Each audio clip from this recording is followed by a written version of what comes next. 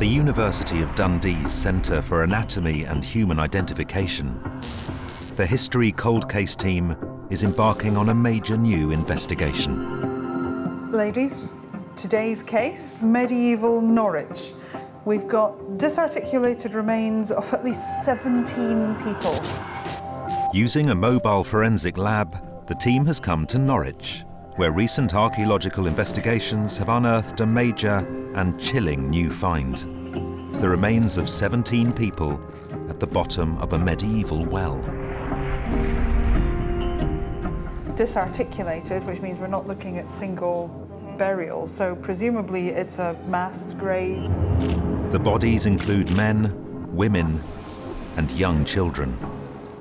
The local community needs answers. Who were these people, and how did their remains end up down a well? The possibilities are horrific. There's some debate as to whether the children were dead when they went down the well. The investigation will be led by world-renowned forensic anthropologist Professor Sue Black. Dr. Xanthi Mallet will gather historical evidence, while Professor Caroline Wilkinson will rebuild the faces of the dead. And the team is joined by DNA expert Dr. Ian Barnes. I've got a team that is of world-renowned reputation, so that if we can't crack it, then, you know, who else can? By forensically retracing events, analysing the scene of death, and reconstructing the identities of two of the skeletons, can we discover what happened to these people? This is a really unusual situation for us. I think this is really unique. And ultimately, might this case reveal the unthinkable, that they were killed? You simply can't breathe because your chest is compressed. We go back to a shocking period of widespread religious persecution and genocide. They haven't applied normal Christian tradition, they've completely ignored it. As the trail reveals new proof about one of the most shameful episodes in British history.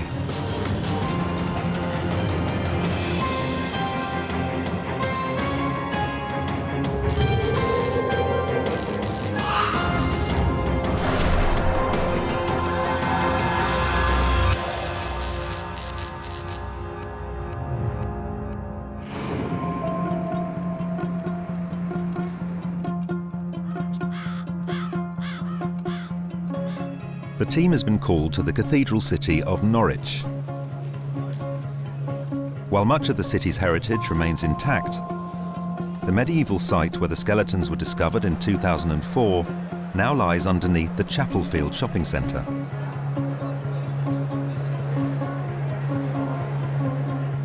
Inside a mobile forensic unit, local archaeologists lay out the bones. The jumbled remains point to at least 17 individuals.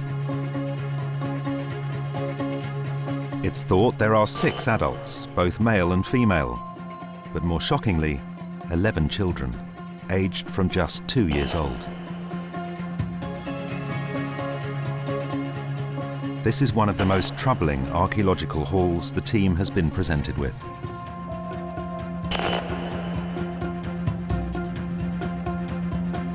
Who were these people? What killed them? And why did their bodies end up at the bottom of a well? Finding out will require the full arsenal of forensic skills.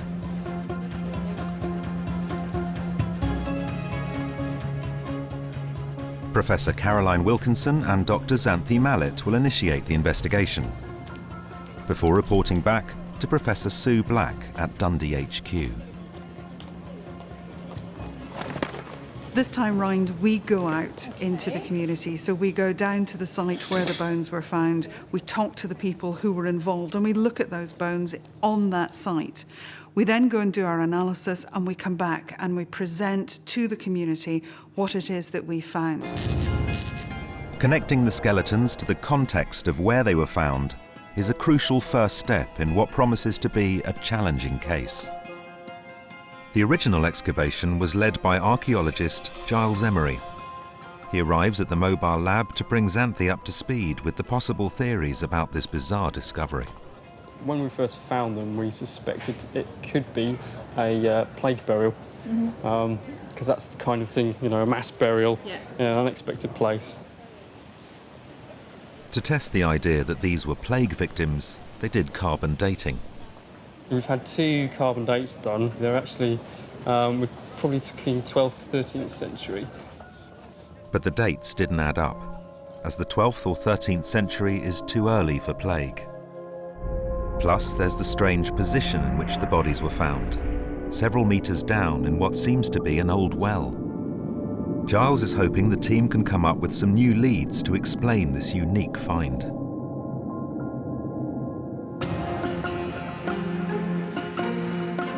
He takes Xanthi to the exact spot where the bodies were discovered. The shoppers have no idea about the history that lay buried here. So if we stop about here, well, we're in quite a busy shopping arcade, but to our left here, this is where we found them. This actual shop? Yeah, this is the site. 17 people in the bottom of a well shaft. That sounds unusual to me, but... Yeah, it's a mass burial, but it's in a well shaft, which, I've not been able to find any parallels anywhere in the UK. Really? No. Pictures taken at the time of the excavation seem to indicate that the bodies were thrown down together, head first. Oh, now, wow. You can see all these skeletal remains. Yep. There's actually a leg there that is articulated. Yeah, There's a knee there, that, and it's actually the wrong way around. It's heading up. If you imagine you drop someone by their ankles down a well, they're going to end up in this kind of slumped position. Below this shot. But there are still so many unanswered questions. What I really want to know is it a family group? If it's too early for a plague burial, is it some other endemic disease? Could be something as simple as flu, though. Could even be a famine. Yep. The other problem I have is what are they doing down a well? Yeah, that's a query. They're in the parish of St Stephen, literally 100 metres away. There's a cemetery. They didn't make it that far. They were actually placed in a well here. Why? Why were they treated like that? The mystery has become something of an obsession for Giles. Yeah, it's one of those things I think about literally like every other week. It'll cross my mind. Why? But it's such a... whenever you do a burial, it's a very intimate experience. But to do that many, and then to find out there were so many children as well, it really does make you think. It has, yeah. Xanthi and Caroline must start the difficult job of making sense of the bones, which they learn also include the puzzling remains of dead cats. How they fit with this, I've no idea. Pretty sharp, though. This is a bit of a strange mixture, isn't it? It is. They start with the remains of the children. There are at least 11 individuals, aged from about 15 down to 2 years old. Skull, and we've got a mandible. Oh, okay, look, we've got some cribiorbitalis, which is these little holes, which is a sign of anemia. Immediately, they spot marks which could be evidence of poor nutrition. But on this initial visual examination, Xanthi and Caroline find no clear patterns. It will require a full battery of the latest scientific tests to help establish how these people died.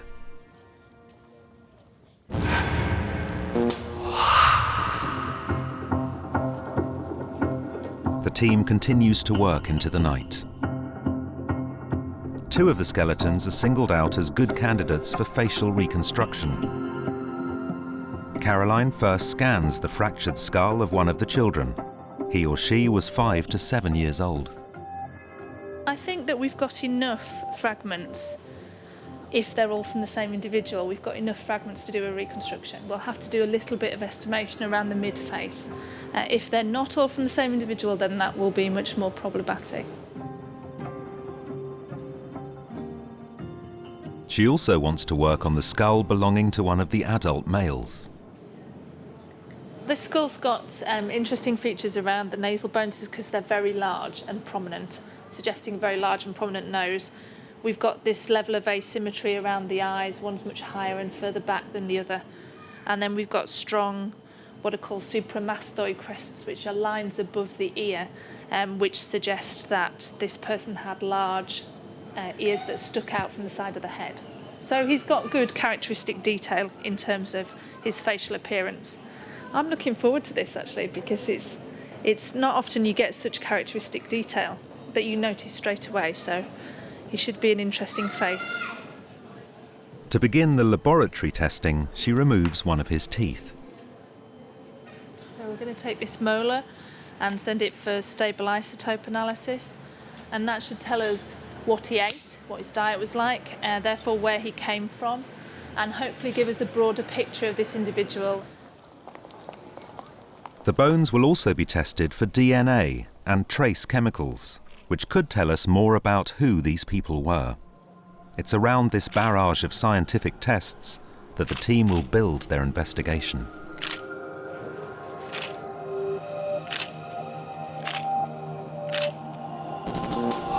But will they be able to bring identities back to the two skeletons they selected, the man and child?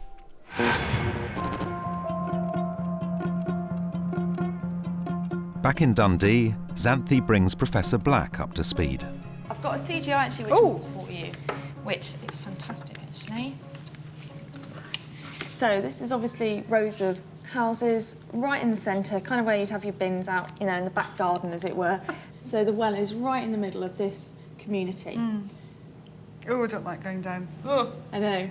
It makes you want to lean over the edge. So this is obviously showing the shaft of the well, and this is representative of the bottom. I know. Yeah. You can see the soil compacting all of them down into one group. That's great. A thin layer of soil on top of the bodies means they were deposited at the same time. The obvious first question is, was this foul play? They could have actually been murdered and put down the well. Are we talking about that type of disposal? Event? Exactly. Well, only if we see any signs of perimortem trauma that would indicate a violent death.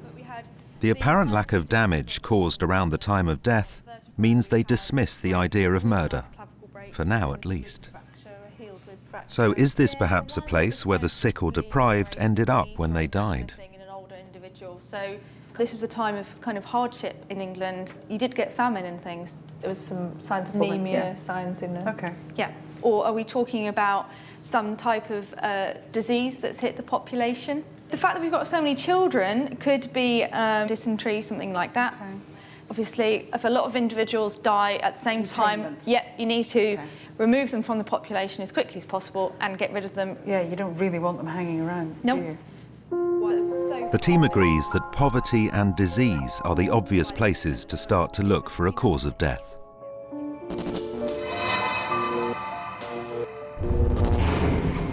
The remains may yet yield some other crucial information.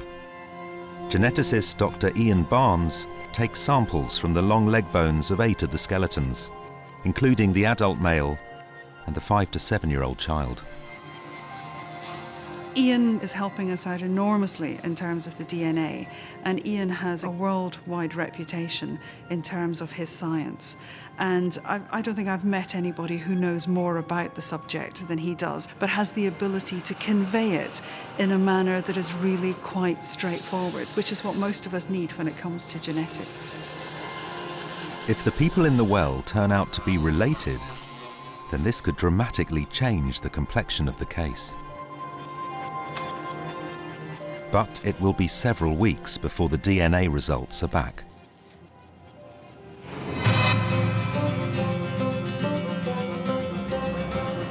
Meanwhile, to start the historical investigation, Xanthi needs to understand what Norwich was like in the 11 and 1200s. At that time, Norwich was England's second largest city. Its expansion built on its position as a major centre of manufacture and trade. The population had ballooned to over 12,000. But who was living in the immediate area around the well?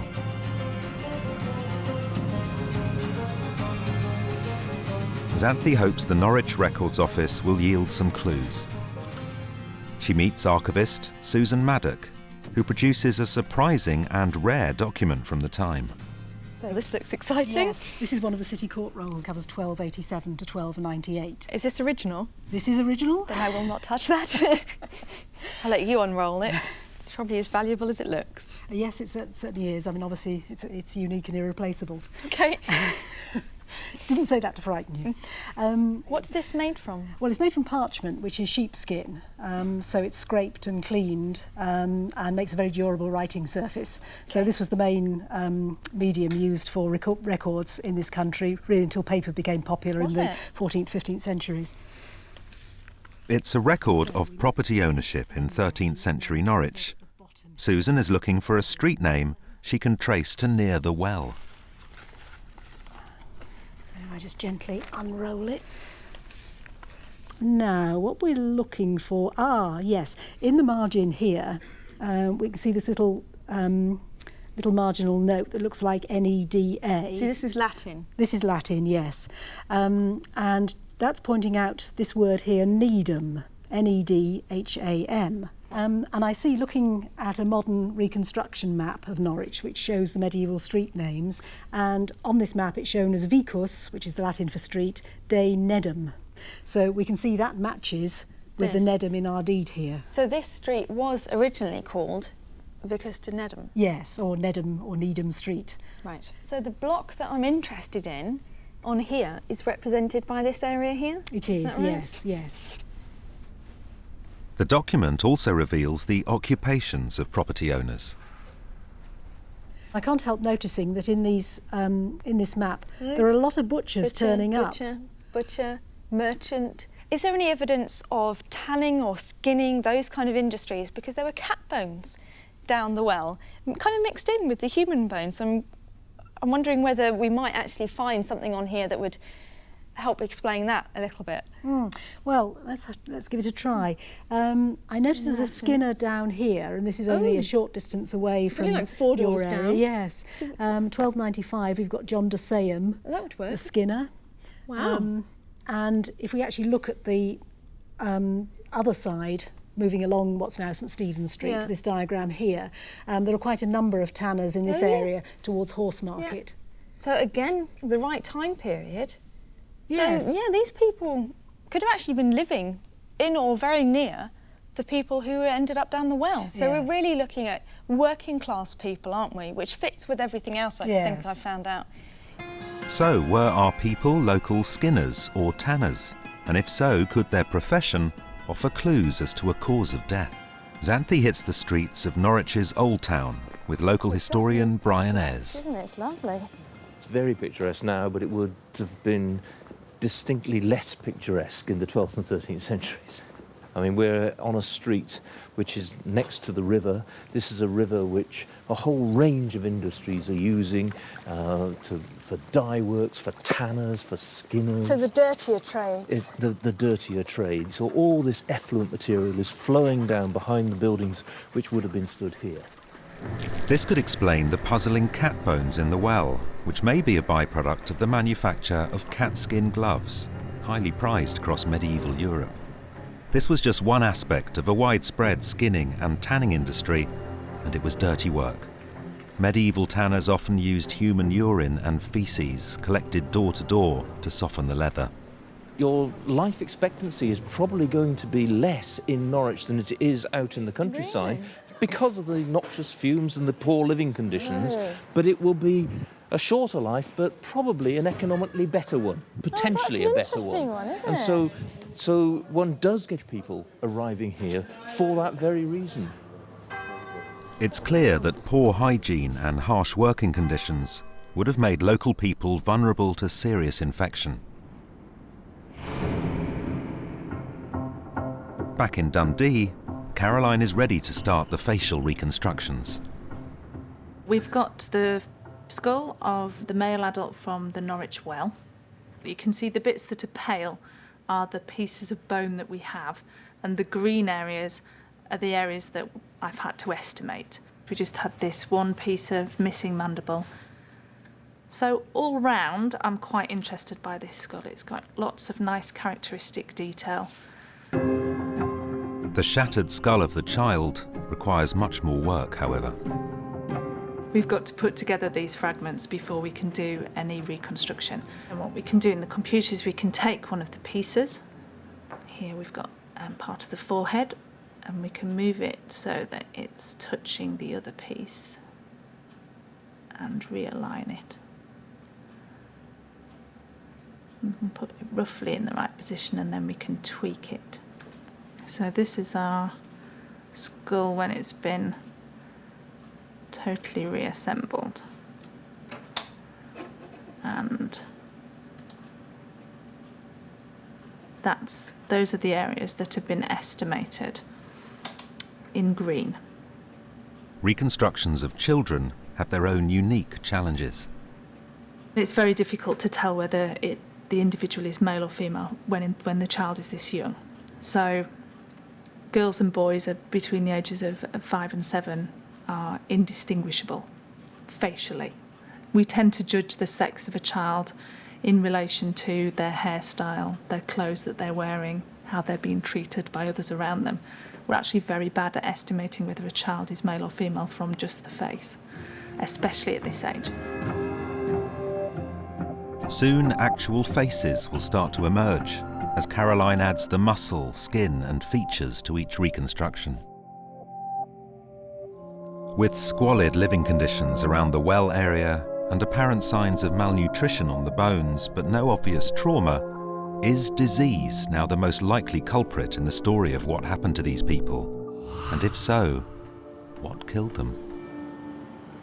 The 11 and 1200s marked a time of huge population growth for Norwich, and the sick started to be catered for in new charitable medical centres. It is, it's amazing. Founded in 1249. The Great Hospital of Norwich was one of the first of its kind in Britain. Xanthi meets Professor Carol Rawcliffe here, a specialist in medieval health. I actually have a photograph of one of the specimens I've been looking at. And she's interesting because obviously we've got some of the skeletal markers, we've got the cribripitalia. That's a sign of iron deficiency. And what's fascinating is that other excavations in Norwich have revealed a very high incidence of this, up to 70% in some cases, among women and children. And what may not be known is that during the Middle Ages and later, malaria is endemic in parts of England, and that also will increase levels of anemia. Carol thinks it's entirely possible the people in the well died of a then incurable disease, such as malaria, which was rife in the overcrowded city of the 12th and 13th centuries. It's rather like the developing world today.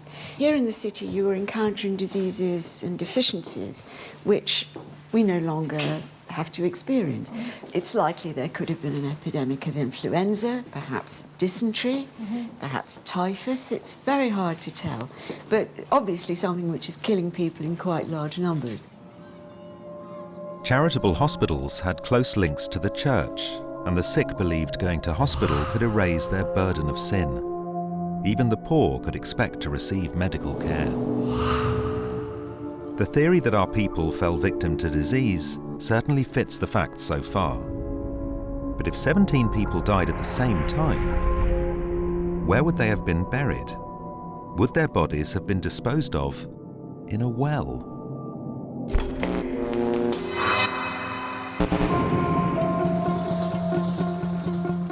To find out how people were buried during the epidemics which hit Britain in the Middle Ages, Xanthi heads to Bishopsgate in London, once the site of a vast medieval cemetery. No other burials in wells have ever been found in the UK, but under the pavement here is an extraordinary site called the Charnel House, where hundreds of bodies have been excavated from deep shafts. The way people were laid to rest here might offer vital clues. Hello, Chris. Hi. Man behind the wall. Welcome to the Charnel House. Fantastic. Oh, should we go out the rain? If you come in this way. Chris Thomas from the Museum of London excavated this site, which was used for a huge number of mass burials. This Charnel House sits in the middle of a cemetery that we excavated about 10,500 skeletons from. Wow. And it was in use from around about 1150 till 1540. And it's a cemetery that's associated with a medieval hospital.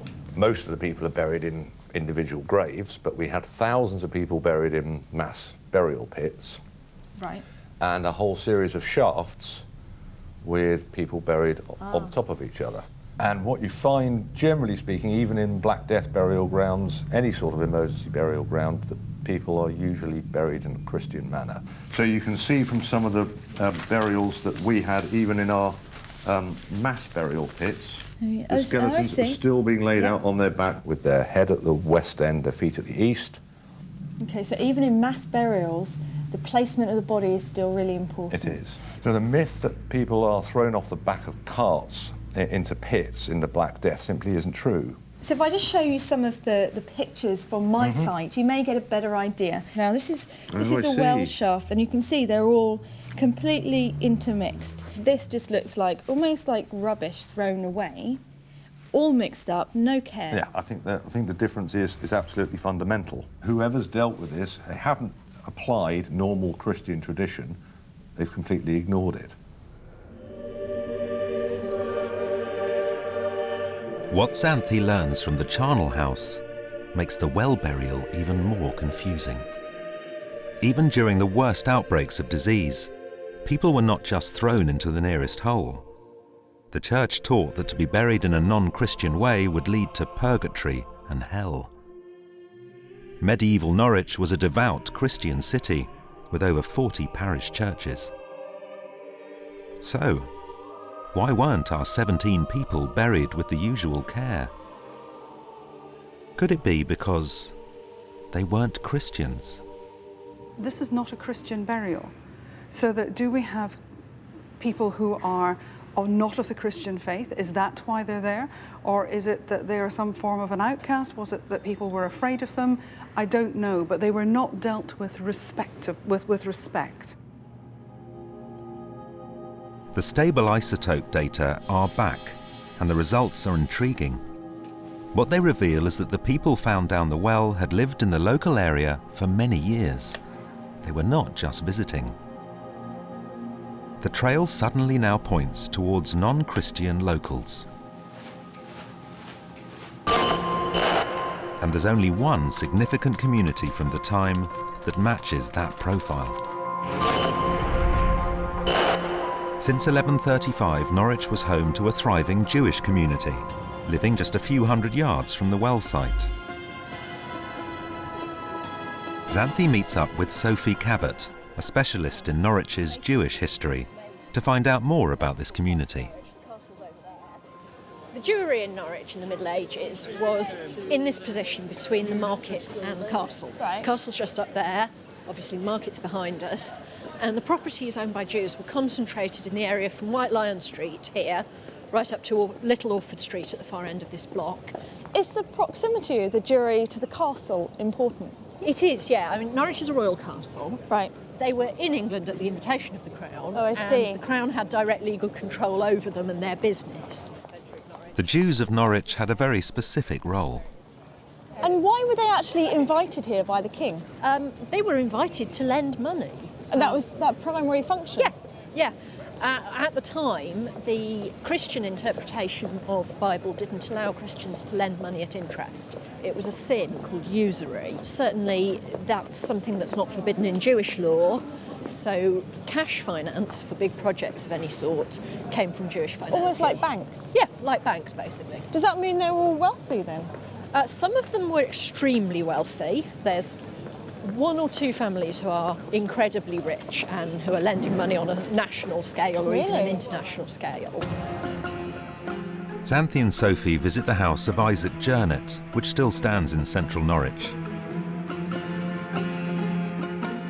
Despite having financed the cathedral, like many Jews across Christian Europe, the Jernets may have been subject to persecution. This is him here, shown at the top. With a crown? Wearing a crown, yes, showing how important he is, and also with three profiles, three faces. It seems to mean that he's into everything, that he's sort of got fingers in lots of pies. Oh, I see. And this is a caricature. This was drawn by a Christian, by a scribe in the Exchequer. They, as you can see, have rather caricatured faces, big noses. This is a hat that indicates that Moses is Jewish. They're not kind drawings. No. And they're shown with this little devil who is tweaking them on the nose. Would you say that it's anti-Semitic? Because it's certainly not complimentary. There's resentment of the fact that Jews are making money. Some Jews, like Isaac, are making a huge amount of money, and they're doing it in a way that doesn't involve physical labour or things that are necessarily recognised as work. You know, it's a bit like people feel about bankers now. But Sophie thinks it's unlikely the skeletons in the well came from the Jewish community. On the site of the old synagogue, Sophie explains how they would have taken as much care over burial as Norwich's Christians. You would want it to be quick, so you would be ideally buried within 24 hours of your death. You would want it to be very simple, so you would be washed and wrapped in a shroud. It's quite a simple ceremony, but it's got to be done right and in a dignified way. Well, you've kind of preempted my other question then. So you don't think that the Jewish community would have put other Jewish individuals in the well? No, I don't. I think it's pretty much impossible. I think if there were any Jews in the community to see that the dead got a proper burial, that's what they would do. If the bodies in the well were Jewish, this would point to foul play. It would suggest that their burial was deliberately careless or rushed. We know that across Britain and Europe at this time, Jewish people were increasingly victims of vicious hate attacks. Could this be what happened to our 17 people in Norwich?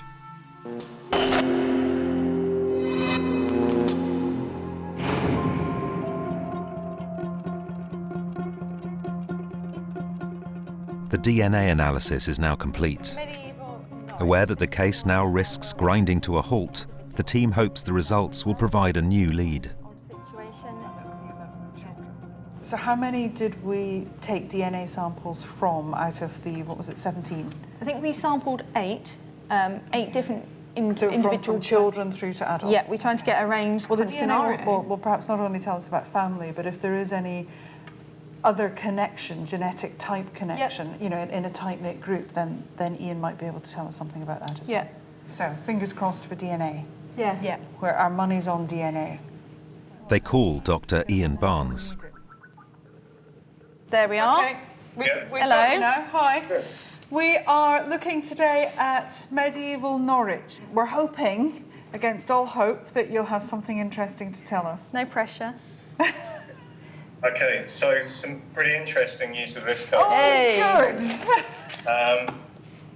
Okay, so we actually got 8 samples. Yeah. Of the 8, one of them looks like there might be some contamination, or maybe it's heavily damaged in some way. Okay. So we'll disregard that one. The remaining 7, one of them has a very generic, standard European DNA type. Okay.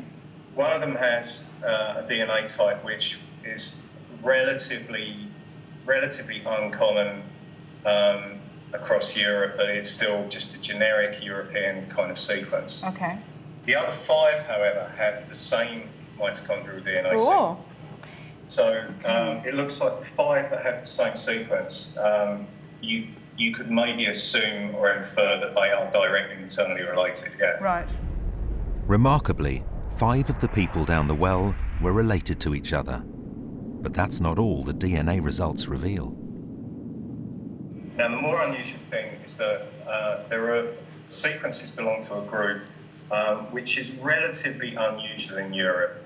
It occurs at about something like 6%, but it's a very high frequency, more like over 30% in Ashkenazi Jewish populations. Wow, that's interesting. That's just amazing. Isn't it? So that's for how many individuals? 5. So that's 5 that we're happy with.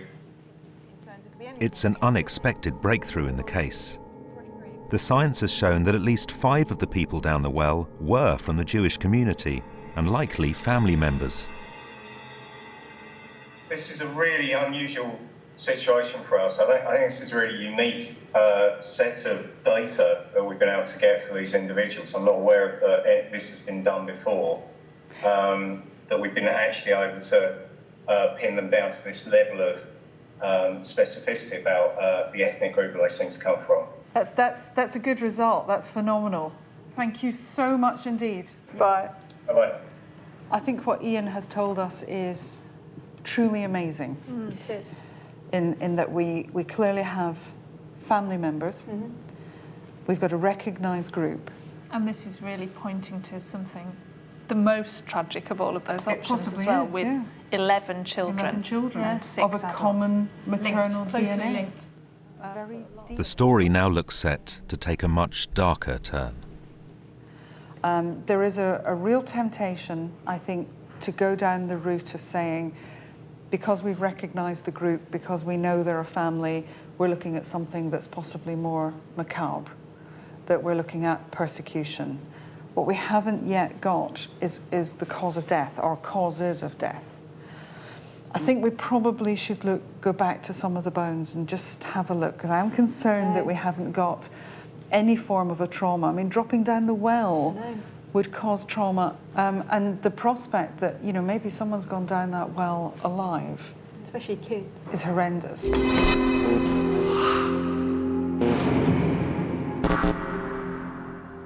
Sue's previous experience leads her to believe this could now be a case of mass murder. We're possibly talking about persecution, we're possibly talking about ethnic cleansing. And this all brings to mind very much the scenario that we dealt with during the Balkans war crimes.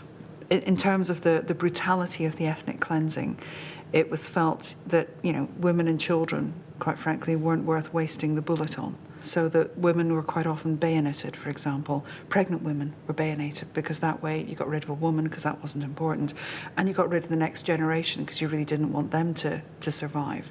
So I know what sort of patterns I'm looking for if it was the same sort of situation where these individuals thrown down the well alive, where these individuals killed before they went down the well. With this new question in mind, Sue goes back to the bones again to examine the legs and spinal columns in minute detail, and on one of the adults makes a crucial new discovery.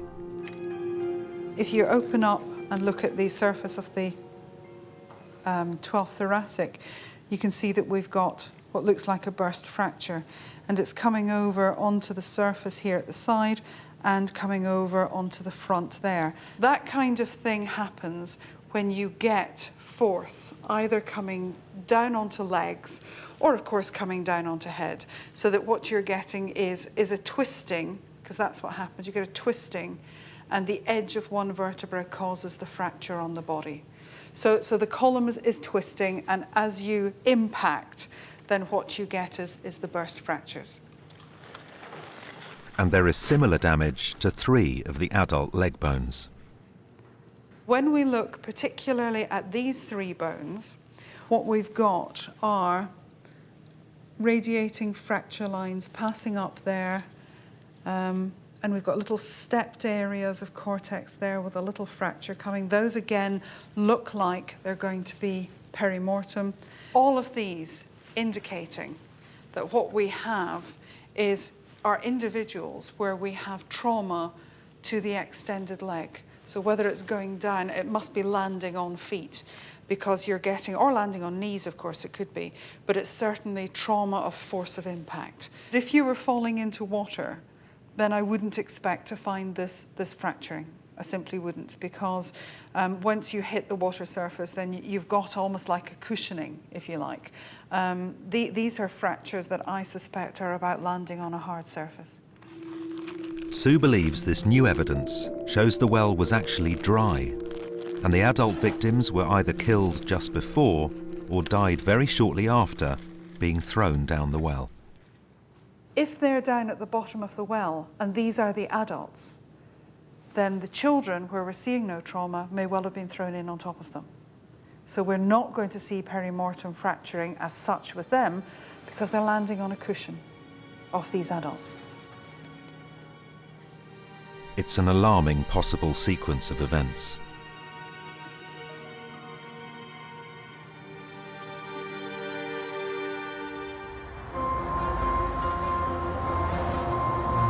So, what would a modern homicide detective make of the circumstances of this case? Xanthi meets up with forensic pathologist Stuart Hamilton in Norwich Castle, which still has an intact well shaft. That's a long way, isn't it? That's a deep well, yes. Somebody falling in there, or being pushed, whatever. Yes. Are they going to survive that? They're not going to survive that fall. If the simple impact at the bottom doesn't kill them outright, then the deceleration is going to tear arteries, it's going to damage organs, you're going to bleed to death fairly rapidly. I mean, even if you don't die straight away. You're not going to be alive for long. What would you say if this were a forensic case presented to you, 17 people in a well, what would be your reading of it? One person in a well like that, to me, is something that's worrying. 2 people is very worrying. 17 people it's a mass grave. Would I put a slightly different slant on this, in your opinion, if I were to tell you that all of the individuals were from a minority group? I think it's almost just common sense, really. This is saying that it is a particular group which seems to have been targeted. In this sort of case, it's the accumulation of the evidence. It's not just one piece or the other piece. It's, as it all builds up more and more and more, you simply can't ignore all of these things coming together. And he feels the lack of fatal trauma on all of the bones does not rule out murder. It's not uncommon that you can get homicides where there really would be nothing left on the bones. Relatively recently, I've dealt with a case where there was a homicidal knife assault with neck wounds, arteries were damaged, but no bony injuries at all. Stewart explains another cause of death that leaves no marks, but may fit with so many people being thrown down a narrow well. The average adult human weighs 70 kilograms, and that amount of pressure pressing down on you with multiple people, it's going to compress your chest. There is a well-recognised phenomenon that's called crush asphyxia, where you simply can't breathe because your chest is compressed, and that could be by a wall that's fallen on you, but it could be by a pile of human beings. And some of the disasters with the football stadia, people crushed against fences, you simply can't move your chest because it's crushed so tightly, and it doesn't really bear thinking about in some ways. What's your gut instinct as to what happened? For these people's sake, what I hope happened was that they had their throats cut, that they were strangled, that they died a quick death and their bodies were disposed of. I fear that they were simply thrown down the well and left to die. It seems horrific. But if we're looking at 17 people who knew each other, perhaps even mothers, fathers, sons and daughters, then what events could have led to this? When Jewish people first moved to Britain following the Norman conquest of 1066, many settling in the key cities of London, Norwich and York, they enjoyed the protection of the crown. But just a few generations later, the story was very different. In England, protection wavered after Richard the Lionheart's coronation in 1190, and right across Europe, anti-Semitic propaganda was growing. Jews were accused of spreading plague, poisoning the water in wells, and even of using the blood of Christians in their rituals. But were our people somehow caught up in this? Xanthi travels to Bevis Marks in London, the oldest surviving synagogue in the country, to see Jewish historian Miri Rubin.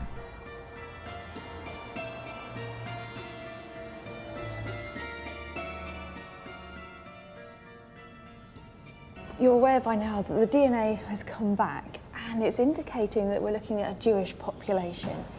What does that mean to you? The first reaction is just shock. It's just, the mind boggles, at least 17 people, so many children, so many really young children amongst them.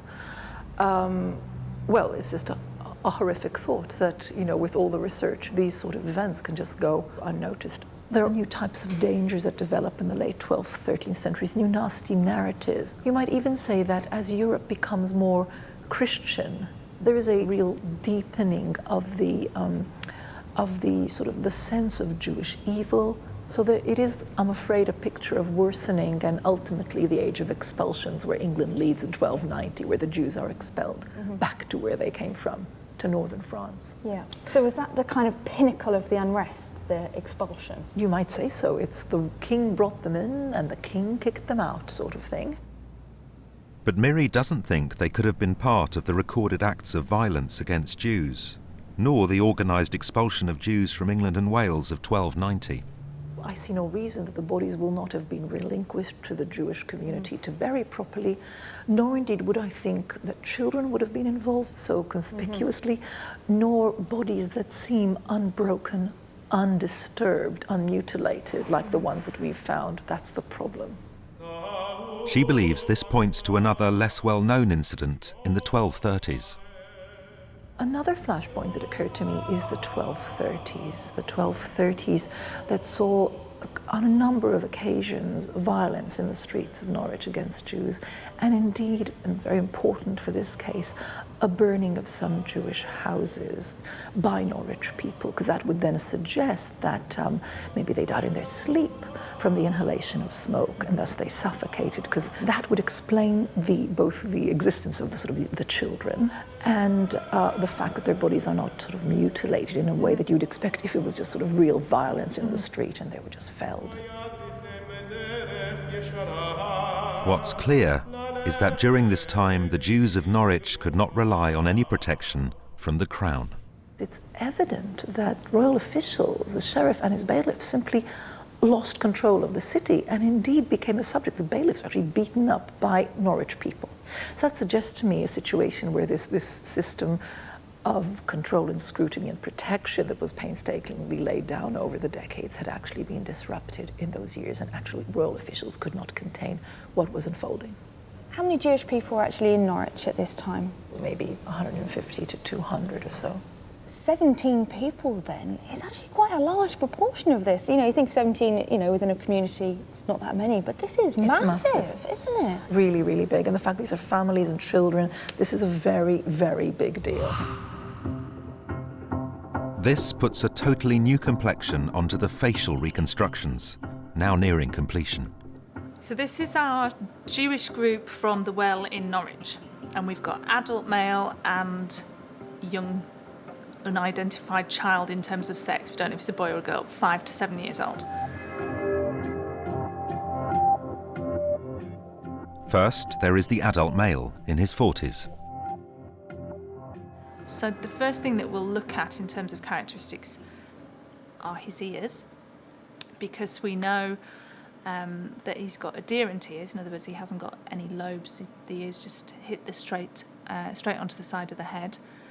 And the bones around the mastoid process suggest that he had quite prominent ears, both upper and lower prominence. Then there is the 5 to 7 year old child, who could be related to the man.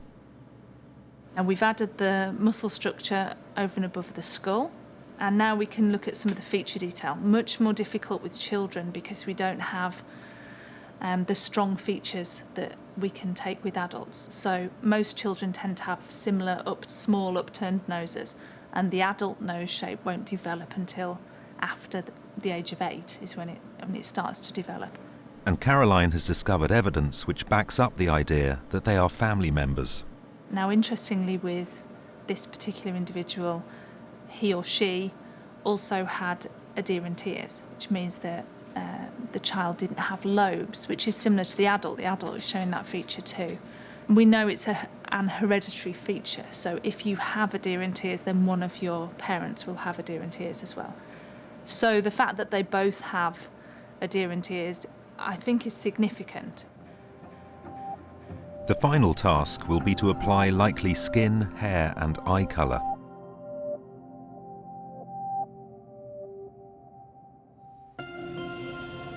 Did our man and child die from smoke inhalation when their houses were set fire to? Did they die once in the well from crush asphyxia? Or is there still another scenario which could explain the lack of fatal trauma on the bones? Xanthi has come to Clifford's Tower in York to take part in an annual service commemorating a very different sequence of events, which led to the tragic loss of many Jewish lives. In March 1190, about 150 Jews, men, women and children, sought protection in the royal castle here, now known as Clifford's Tower, where they could usually rely on royal protection. The Sheriff of Yorkshire decided to order the ejection of the Jews from the castle, and the families inside deciding that the end had come, followed the tradition of heroic martyrdom, that they should take their own lives rather than die at the hands of the mob. The father of each household killed his own family and was then killed by the rabbi. The suicide method, taking a knife to their throats, may well not have left a mark on the bones, and would also fit with the idea that the people in the well are family members. It's a tragic possibility. It really hits home that I've seen some people who may have lived in a very similar situation, may have died in a similar way, and it really humanises the whole story and tells me about what Norwich may have been like. We've seen it in York. Was it the same in Norwich?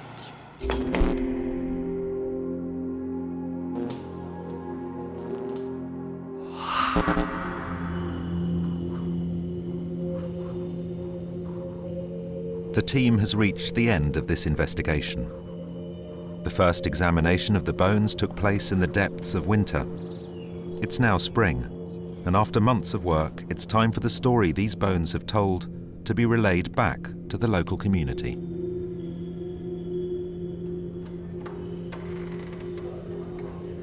Sue, Caroline and Xanthi return to Norwich and the medieval Guild Hall.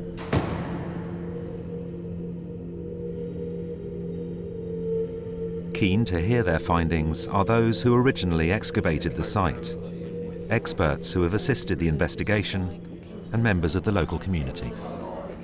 I think a lot about it, actually. Yeah, it almost haunts me a bit because it was such an unusual thing for me, and quite morbid in a way. But also, I'd just like to know a bit more about them.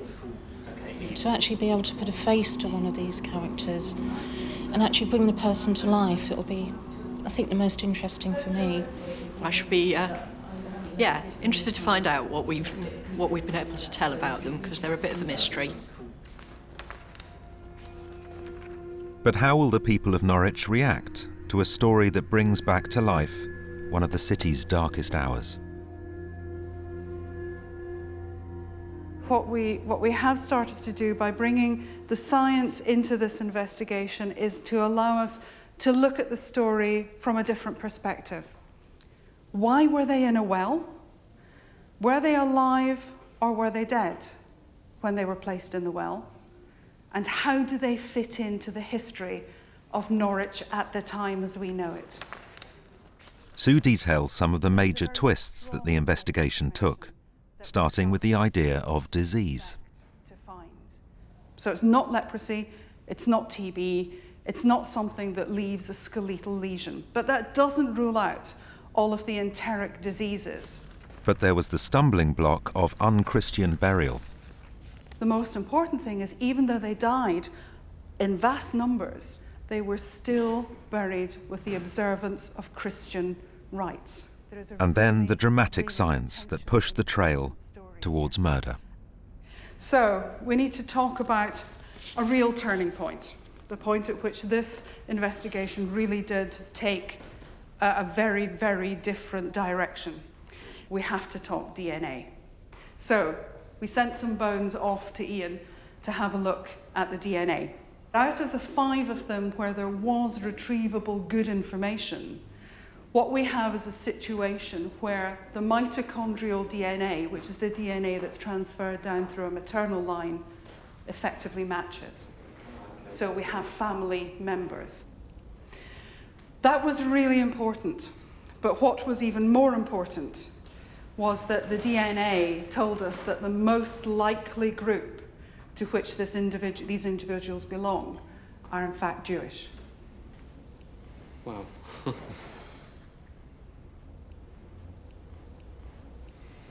Wow, I'm actually quite shocked about that. Well, you weren't the only one. If it's not a natural death, then I have to go back to where I was in Kosovo and to say, are we looking at a non-natural death? Are we looking at a murder scenario? Everyone is shocked at the idea that the people of Norwich once participated in the Europe-wide Jewish persecution. Usually this is the nice bit for everybody, where I reveal a face, but it doesn't feel that way today. So let me first show you our male adult face.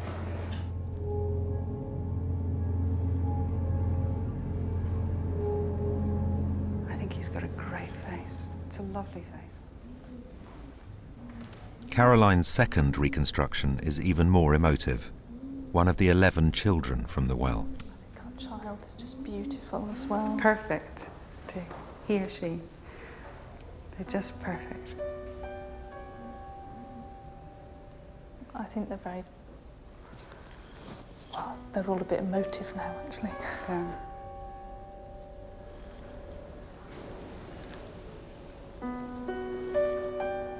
We know what we might be looking at here is father and son, or father and daughter, or uncle and niece, or uncle and nephew, etc. But a familial bond of some sort. And those might still be skeletons, but these are now people.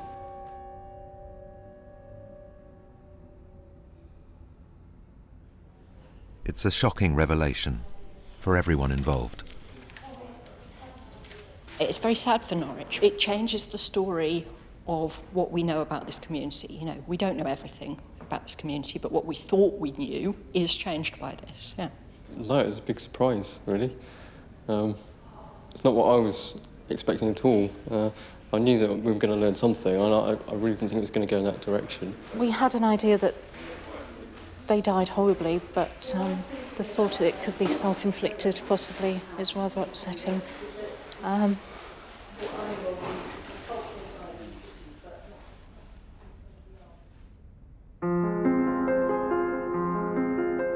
From what started out as a mysterious jumble of unidentified remains, we can now say that at least 5 of the people in the well were Jewish.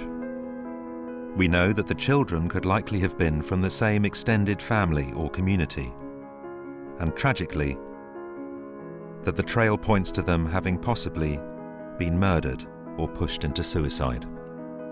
This story throws new light on the horrific spate of persecution that ran through medieval England, which saw Jews used for their money, forced to remain social outcasts, and ultimately left without protection from the angry mob. The bones will now be handed back, perhaps for eventual reburial. Do you know, today was hard. I don't think I quite expected it to be as hard as it was. And it's how I feel every single time I have to talk to families today when we bring the news. And in forensic anthropology, the news that we bring is always bad news. It's the news that says, I'm sorry, your son's dead, your mother's dead, and you have to deal with the emotion. We were bringing the information to a community that was going to be seriously affected and seriously challenged by what we were going to say. But I knew that what we weren't doing was bringing closure. We were bringing almost the opposite. We were opening wounds that people were going to have to address.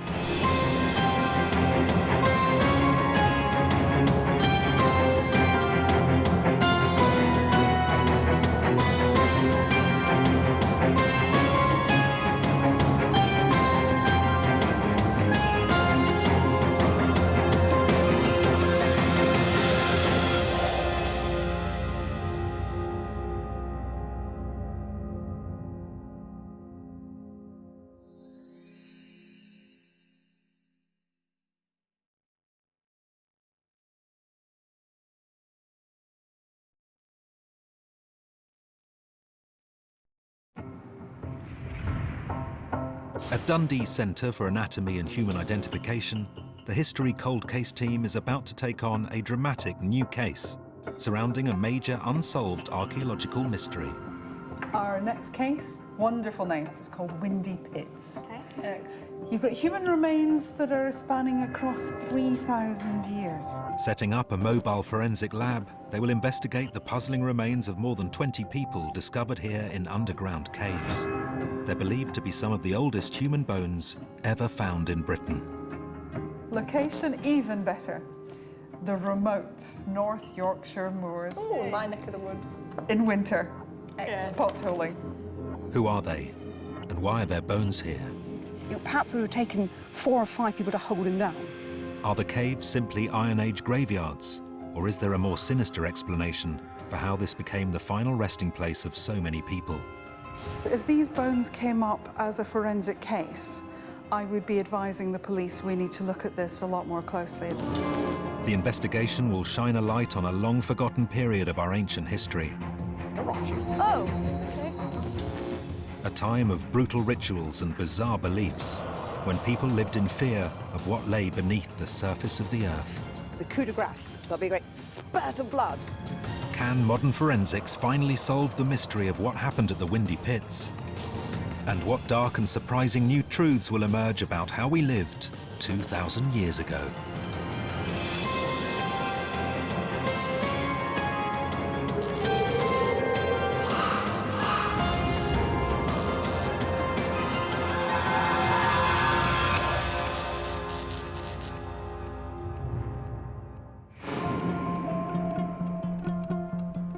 The skeletons at the centre of this investigation were excavated from an extraordinary network of limestone caves, carved deep into the landscape of the North York Moors.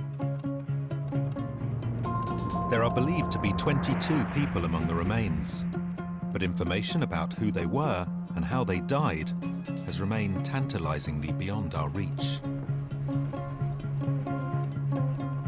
With so many questions still unanswered, local archaeologists carefully lay out the bones again in a mobile forensic unit close to where they were first excavated. They hope a brand new investigation using science as well as historical analysis will help explain what happened here. Well, this is interesting. Forensic anthropologist Dr. Xanthi Mallet arrives to make the first visual assessment of the bones, before reporting back to team leader Professor Sue Black in Dundee. There's a huge amount of work to do here. There's going to be 22 individuals, we believe, maybe more, maybe less. But you've got to ask what they're doing out on the middle of North Yorkshire moors. And when you've got 3,000 years worth of history involved, I can't for a moment imagine what that's going to turn into. Archaeologist Graham Lee brings Xanthi up to speed with how this unique and unusual hoard of human remains was discovered. I've been looking forward to you coming in, actually, because this is a real puzzle we've got going on here. What do you know about them? Well, all of the bones here have come from things called windy pits, which are natural fissures where the rock has cracked apart and created some quite deep kind of caverns in the edge of the valleys. And when people started exploring the windy pits, they started finding these fragments of human bone. The remains are thought to span several thousand years, from Roman times right back to around 2000 BC. The team wants to focus their inquiry on a group of 4 individuals that were found together in one of the deepest caves, known as Slip Gill. All of these come from just one of the windy pits, Slip Gill, which is one of the deepest and steepest of the fissures. These have been radiocarbon dated to about the middle of the 1st century BC to the beginning of the 2nd century AD. They were found in a heap at the bottom of the windy pit, and it's virtually a sort of 23, 25 metre drop, pretty much straight down from the entrance. So they've all ended up being kind of squashed together at the bottom, together with kind of rocks and other debris. The suggestion has been made that it could be a family.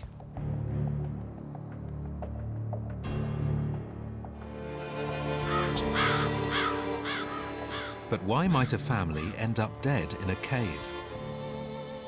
At the site where they were found, Xanthi sees for herself why these mysterious caves are called the Windy Pits. We're now above Slip Gill, which is one of the deepest windy pits.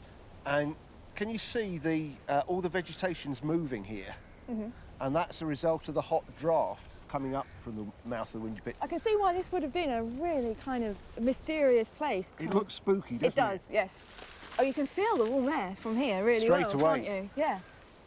The human bones found in Slip Gill date from around the 1st century AD.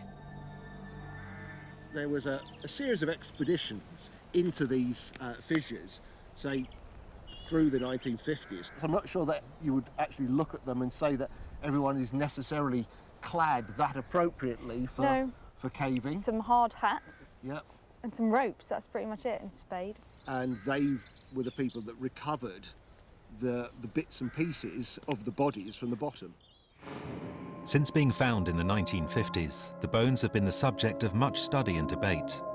But the job of this new investigation is to look at the evidence again with fresh eyes and without being influenced by any previous theories.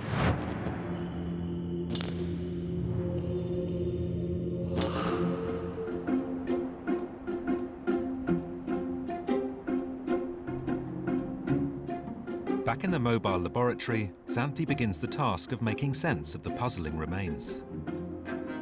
She will look for signs that could confirm age, gender, and any evidence of trauma. But the incompleteness of the skeletons will prove a major hurdle in trying to establish the identities of the dead. Not very much here with this one. No skull, no pelvis. Not very much at all. Initially, we're looking certainly an adult individual. Pretty robust femur, been reconstructed slightly, so first gut feeling would be that this is probably a male. Luckily, we've got quite a bit of the skull on this one, so this might actually work for reconstruction. As her initial examination continues, she spots a curious injury on the jawbone of one of the males. Now, that might be our first sign of significant trauma. This is it looks like a sharp force trauma to the side of the mandible, which would just be along your jawline. This is not an injury that's happened a reasonable time before death and the bone has started to regenerate. So, initial impression would be that this is an injury that could have occurred around the time of death. So at least one of the 4 people from Slipgill may not have died of natural causes. So we've got some interesting elements mixed in. We've got some sharp force trauma on a fairly robust group. It's interesting. By forensically retracing events around the scene of death and gaining clues as to who these people were in life, can they uncover what happened here? This case promises to drag the team back to a largely unrecorded period of our history. It's a rare opportunity to build a personalised account of life and death in Britain 2,000 years ago.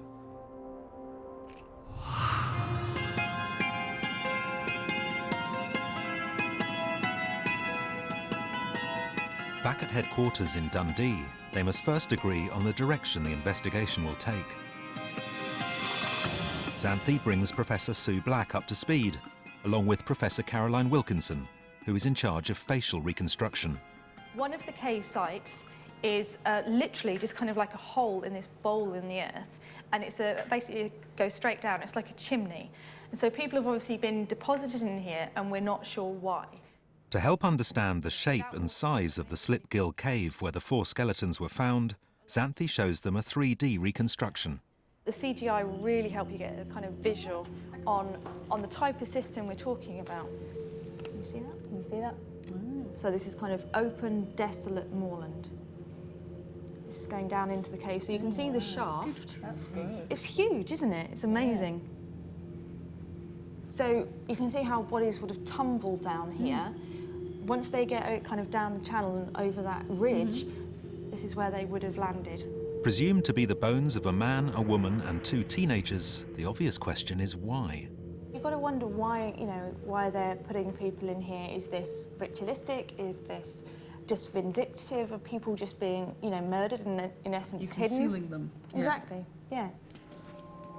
To try and get some concrete answers about who these people were, bone samples taken in the field will go forward for forensic testing. DNA is the obvious one.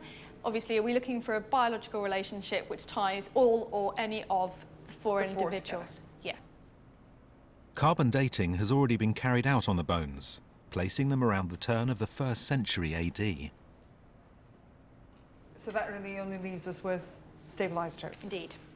Yeah, so obviously with that, we're going to be wondering, are they local? Were they always local?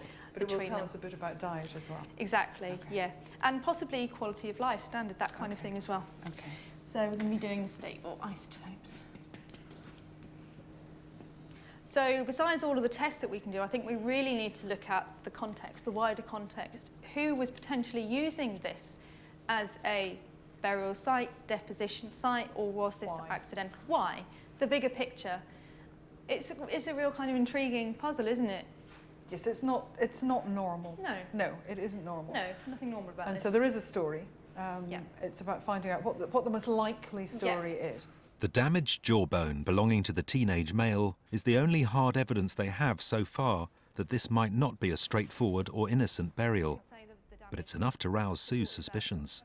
The likely scenario, sounding as if what we've got is a suspicious situation where 4 individuals are found at the bottom of a very long shaft in the middle of remote moors, but there are other caves around it where obviously something untoward must have gone on at different times in history.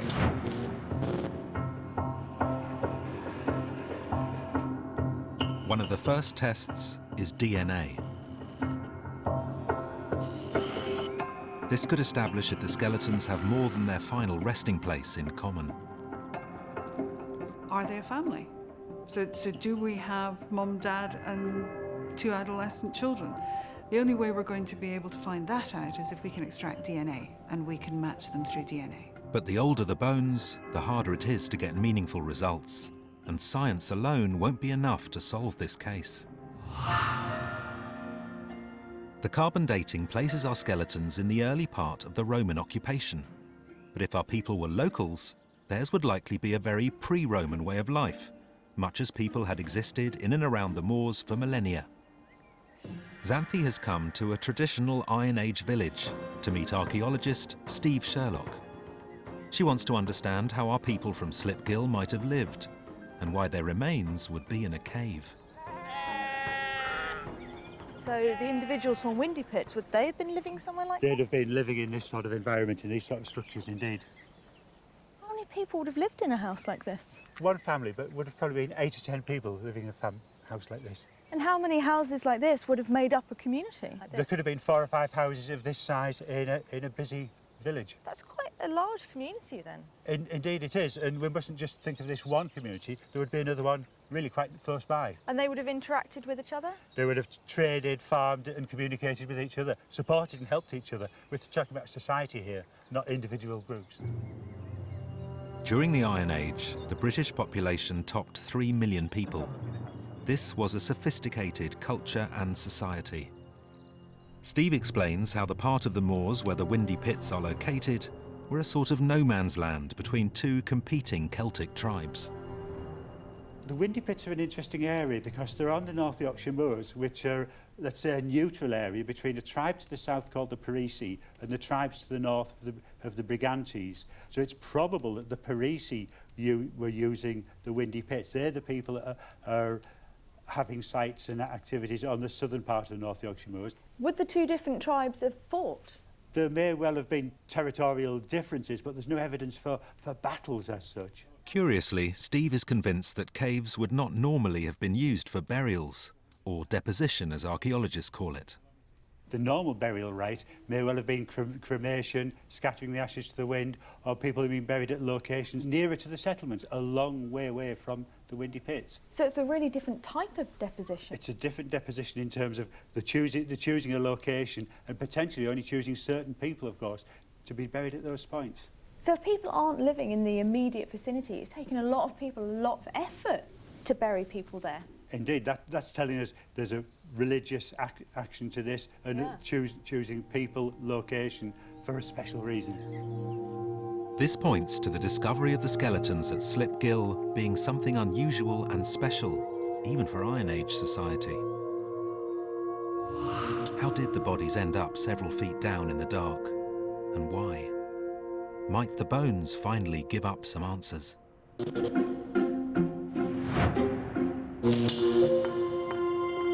Back at Dundee HQ, the team is desperate for a new lead. They assemble to receive the results of the DNA analysis. Dr. Ian Barnes, from Royal Holloway, University of London, has the difficult task of trying to answer the question of whether the 2,000-year-old bones at Slipgill come from people who are genetically related. We're hanging on your every word. in the hope that you're going to give us something phenomenally exciting. And over to you. Yeah. That face says everything. Go Okay, on. so basically we've had a couple of goes at getting DNA from this material, and there's just nothing that is reliable, and it looks to us like there's multiple sequences laid over the top of each other, so we think it's just contamination. Okay. And I don't think there's any real DNA from those individuals in the samples that you gave us. It's disappointing news. Ian thinks that the bones may have become contaminated, making it impossible to answer whether the male, female and teenagers are related. So it doesn't really help the story in any way, because potentially, A, they could still be family and linked genetically. We just can't tell. Yeah. Well, that's disappointing, but so be it. That's the way science goes. Thank you very much. Thanks for that, Ian. Right, sorry about that. No Good problem. to speak to you. Thanks Thank again. you. Take care. Bye.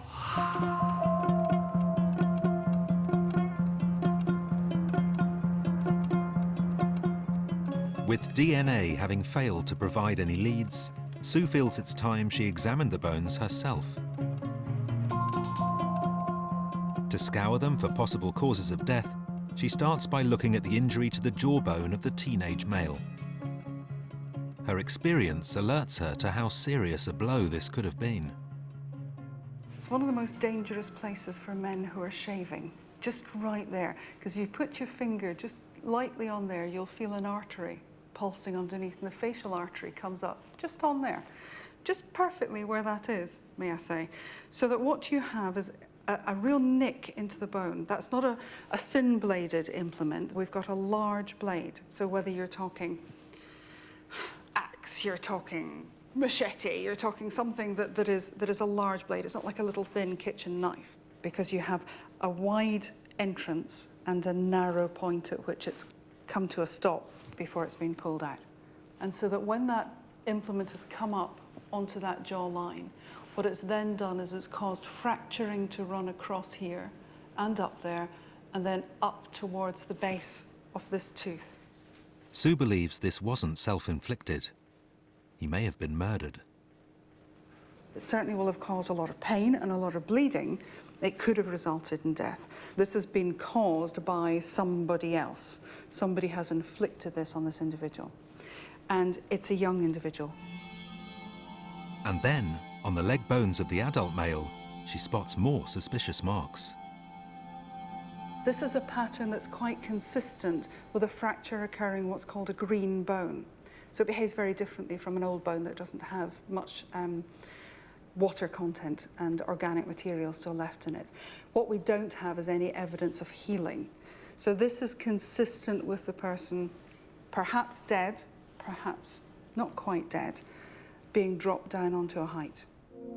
There's no proof yet, but Sue feels that taking all the evidence so far, a picture of suspicious death is definitely emerging for this group.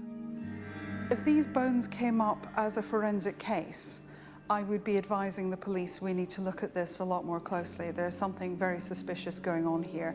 You might cut yourself shaving, but you sure as heck don't cut yourself shaving at that depth. So that the sharp trauma injury, if nothing else, is decidedly suspicious.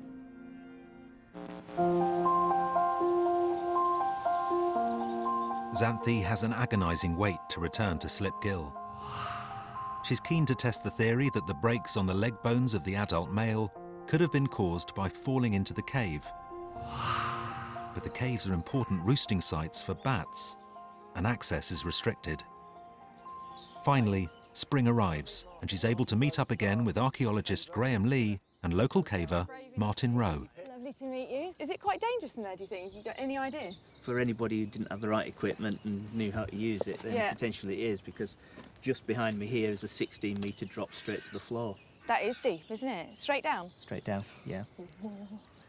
Even an experienced caver like Martin thinks twice about entering Slip Gill. He'll carefully descend to show Xanthi the inside of the cave via a camera attached to his helmet. For the first time, she will see the real anatomy of the final resting place of the skeletons. The first few meters of Slip Gill are on a shallow incline before Martin reaches the main shaft. Just to let you know what I'm doing, and you should be seeing a big dark hole in front of me. There he goes. Oh, look at that. That's like going into the abyss, isn't it? Yep. Yep, you can see there's nothing under him there. The cave is 16 metres deep, certainly a potentially fatal drop. A series of overhanging rocks make the final descent particularly perilous.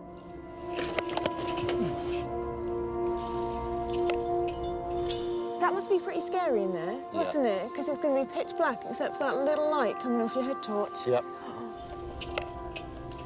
Oh dear. That wasn't very clever. So he's going to be now touching down where the bodies were found on that kind of scree slope. Exactly. So I'm at the bottom now. And what I'll do now is I'll turn on the big light and show you how far I've come down from the surface. Okay, great,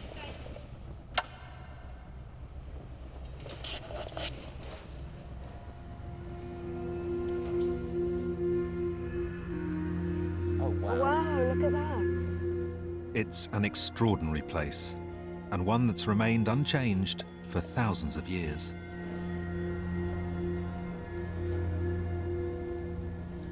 So that is a long way. You can see the nature of the fissure. That's it's very slim on the way down, isn't it? It is a very narrow Look. slot. That's fantastic. And this ties in with the idea that our man fell from a height. So once a body went in there, it's basically going to slide down that chimney, bounce off some rocks on the way down, off the ledge, and land at the bottom, down on this scree slope down here. That's it. Wow. Yeah. I just can't imagine anyone getting out of that alive. Xanthi's happy that the man's injuries are consistent with the cave being the scene of death. But why were these people here? What was the significance of this place? Oh, I think we're going to see him in a second. Hey, there he is. Hello. How you doing? I'm a bit sweaty. Well done, sir. Yay. In one piece. Quite relieved to have you back with us. Yeah, very much so. Well done. Hey. Meanwhile, in Dundee, Caroline is beginning the facial reconstruction. None of the 4 skeletons in the group has a complete skull, but Caroline is hoping there are enough pieces to rebuild the face of the adult male. Well, we've got quite a lot of pieces, and it looks like when you hold them next to each other that they do fit. That piece clearly fits against there. And we've got large sections that have already been reassembled that need a little bit of adjustment, but again, we've got other large pieces that fit. But this isn't really a problem for us because we can scan them with the scanner, and then you can see the join lines on the scan and we can just adjust the piece in the computer. So it makes it a whole lot easier than having to get rid of this glue and re-glue it. But one crucial part of his skull is missing. Now notice we've got no nasal bones, which just at the top of the nose here, which are quite important in predicting the nose, but that seems like the only bit of the nose that's missing, so we can do some estimation from that.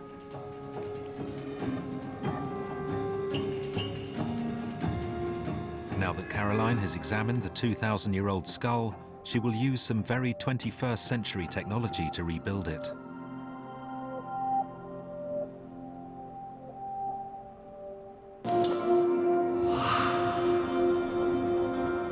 Xanthi's research has indicated caves were not usually used in Iron Age burial practices. So she needs to continue on the trail of investigating why a cave like Slip Gill would have been significant. She travels to the Dales to meet Tom Lord from Lancaster University. And we've got a rather atmospheric day to visit a cave. Tom believes that for our ancestors, caves had special significance. Oh, look at this.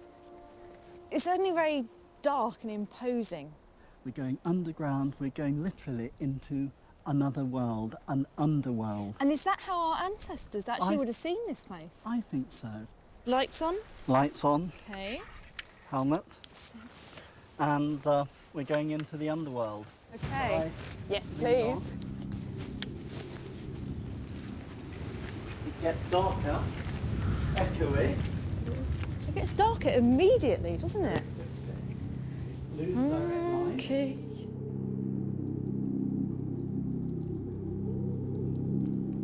The cave is wet, it's dripping. Tom has found evidence pointing to how caves were used in the Iron Age, including human bones and artifacts. He thinks the way in which precious objects like these were placed suggests that caves were spiritually very important. And that's a perforated piece of red deer anthill. I was going to say, because this isn't a bone that I recognise.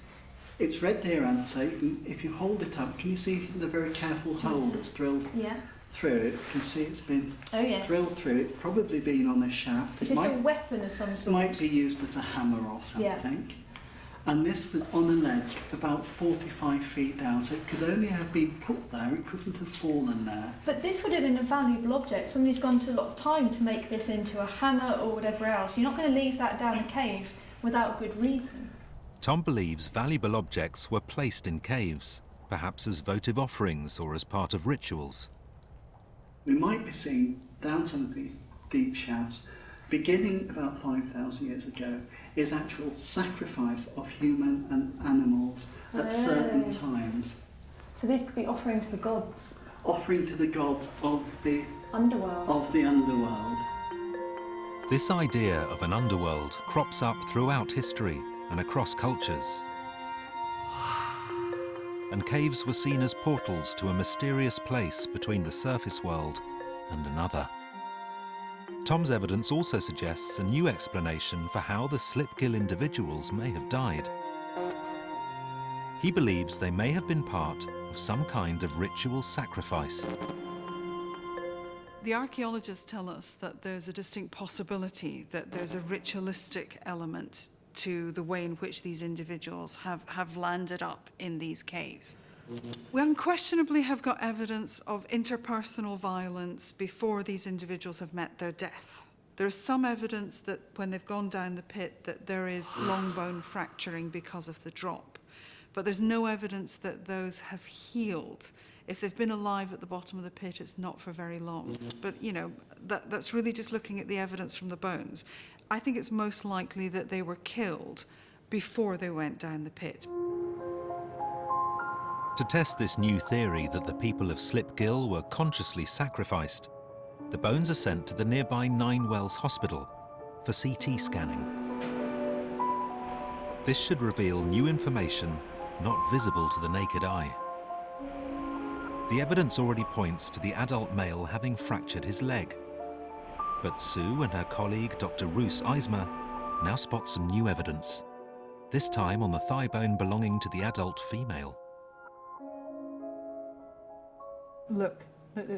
On that femur, that's a beautiful butterfly-type fracture.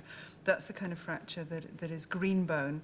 So it's bone that's gone down, that's still got all its pliability and its plasticity, and it's fractured. It produces just such a different pattern. So like the other femur, I think that's a perimortem, around about the time of death type fracture. Isn't that interesting? They found exactly the same type of break in the male and female adult thigh bones, caused around the time of death. Sue doesn't think it's just a coincidence. She thinks it could point to a deliberate attempt to immobilize the two adults. You know, we've got two femora now that have got perimortem trauma. Why just in one bone? Why is it just the leg that's broken? In more or less the same place. In more or less the same place, yeah. It just makes you wonder if that's part of the incapacitation of the individual. I don't know. You don't tend to run very fast if you've got a broken leg. This new evidence begs the question, what method could have been used to do this? Were there weapons available back then which could fit this pattern of trauma?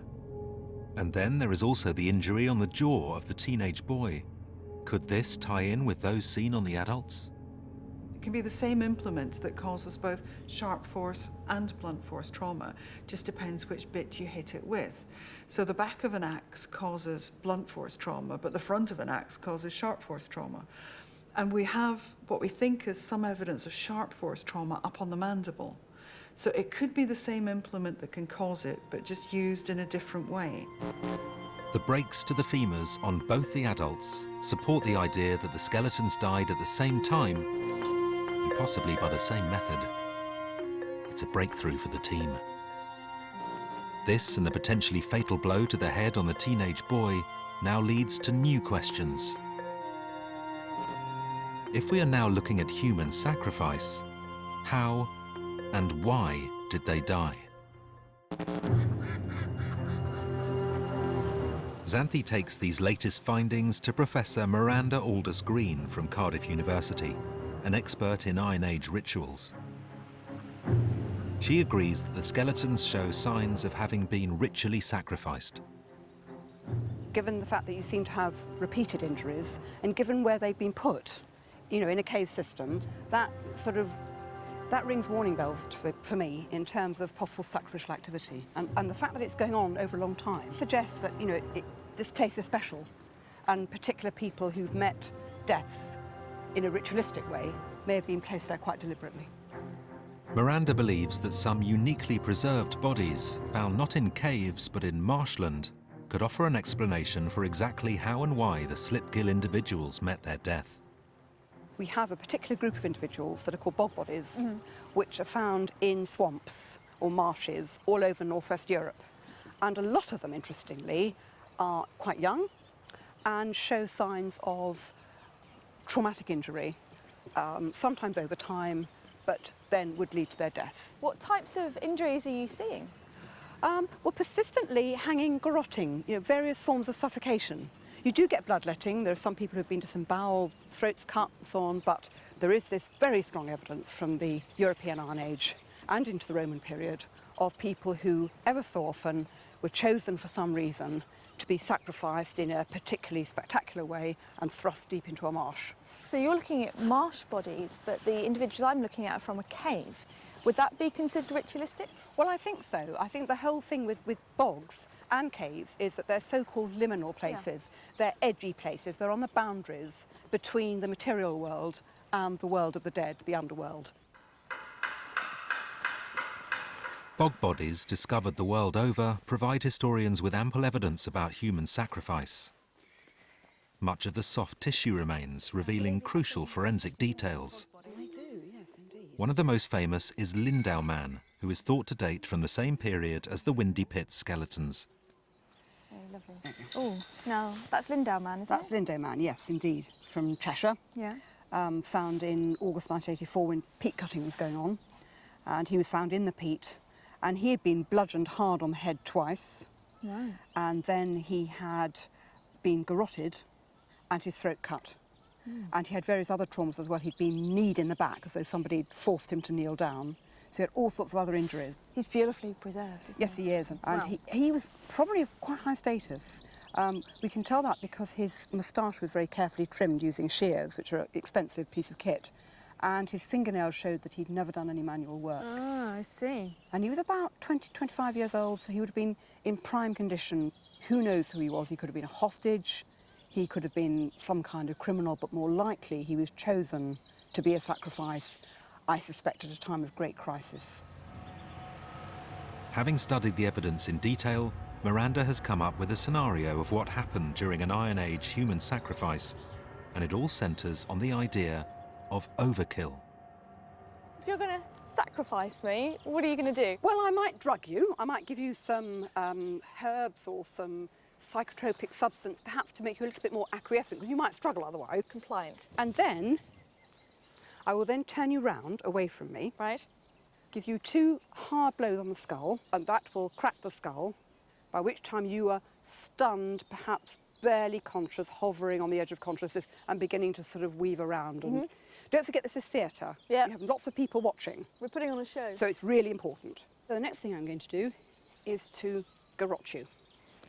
Oh, okay. I'm going to twist that. Okay. I'm going to leave that in place, so you are now on the verge of death, but not quite dead. Okay, hold that thought. And then the coup de grace. I will slit your throat, and because of the garrote, there'll be a great spurt of blood, and a great cheer from all the community, and the sacrifice will be complete. Yeah, now I'm dead for sure. Indeed. Why so many ways of doing it, though? I mean, you've drugged me, you've strangled me, now you're slitting my throat. It's partly because the overkill violence is necessary for the sacrifice to be really effective. Look at the investment of time and trouble and effort there has been in sacrificing you. But also, I've got to represent the entire community who are sacrificing you, perhaps to cleanse the community of all their sins and wickednesses and ills and pollution. So if you don't have a marshy environment, you've only got the caves. What would happen then? The death would happen, the killing would happen outside the caves, and you would then be deposited. And there must be rituals and prayers and fires lit, and perhaps feasting as well. Really? All to do with sending your soul to that place where it can't do any more harm and where the community is cleansed. And Miranda also believes that other rituals linked to sacrifice, such as removing the soft tissue from a corpse, can leave marks on the bones too. But the condition of the bones from Slipgill remain a challenge in the battle to resurrect a compelling scenario for how these people died.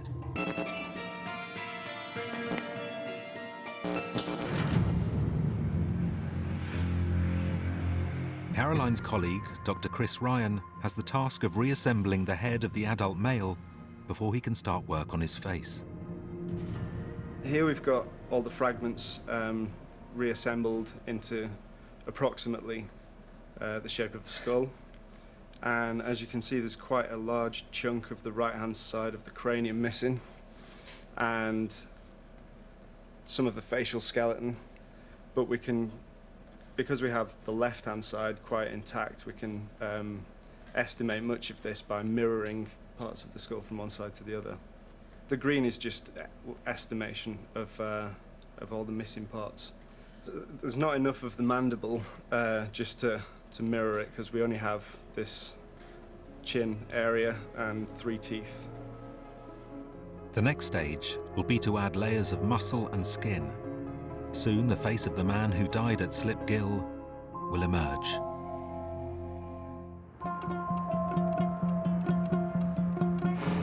So, if our people at Slipgill were sacrificed, were they members of the local community or were they outsiders?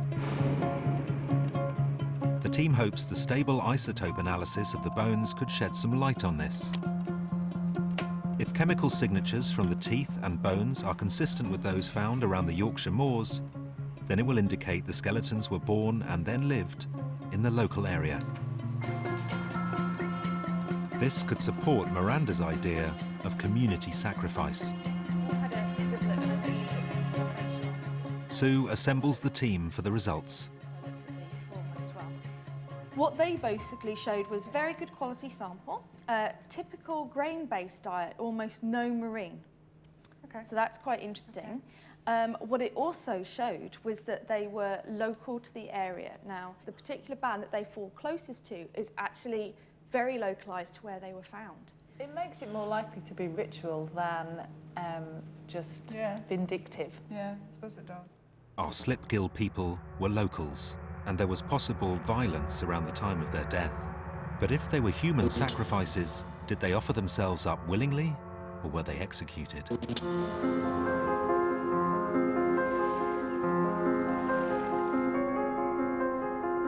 Despite the evidence that's now building, Sue is reluctant to conclude a theory of foul play until she has more proof.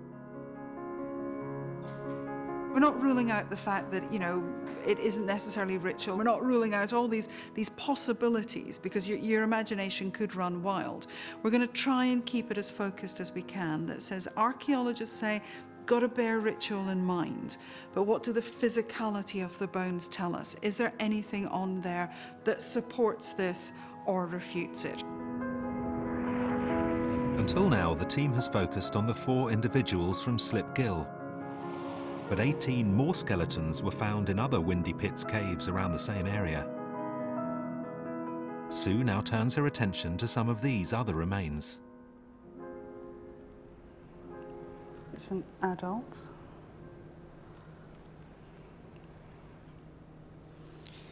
And a lot of fracturing, so a lot of the joints have actually, where the sutures have sprung. And you can see that fracture again dissipating out into that suture, but a lot of comminutive fracturing going on here, so that the blow is to that point there. So it's coming in round about here. So again, I think we've got evidence in at least the 3 of these of some form of blunt force trauma. This is a male, an adult male. This damage to these other skulls from a neighbouring cave could mean that the other windy pits were used for rituals and sacrifices. And as Sue starts to look at the remains of a skeleton from yet another cave, she notices some even more worrying marks on one of the shin bones. This is a bit of tibia, this is a bit of the shin bone. It's got a bit of damage at the top and at the bottom. And there's 3, or looks like 3, parallel lines. Well, those are not natural. They're not rodent activity either. Those look like they could well be knife marks, or at least a sharp blade. These are parallel cut marks. These are a repeat of the same action in the same place. I used to work in a butcher shop before I started my academic career, and I can remember having to take pieces of meat off cow bones and such things, and these are the kind of marks that you leave behind as you're paring away the muscle to take it away from the bone. That may well be. Now, it tends to make you want to go too far, because what you end up doing is you want to go down the sensationalist route, and the last thing that forensic wants to do is go down a sensationalist route. But it looks like muscle's been removed. Why do you remove muscle from a human bone? I don't know. I think we could all surmise. If these are indeed blade marks, the investigation looks set to take an even more sinister direction. The word that everybody wants to say is the one that we're not going to say, which is cannibalism, because there's no evidence of that. All you have is evidence of cut marks. We don't know what that meat was being used for. But nevertheless, it's a chilling turn in the story. Xanthi wants to establish what cutting marks on bone could mean, and travels to Oxford University to meet Dr. Rick Schulting, an expert in prehistoric archaeology. If I saw these kind of marks on an animal bone, I would think butchery.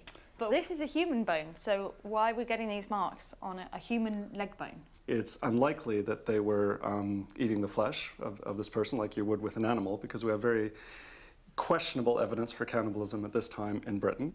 If this was in the Neolithic, we might think of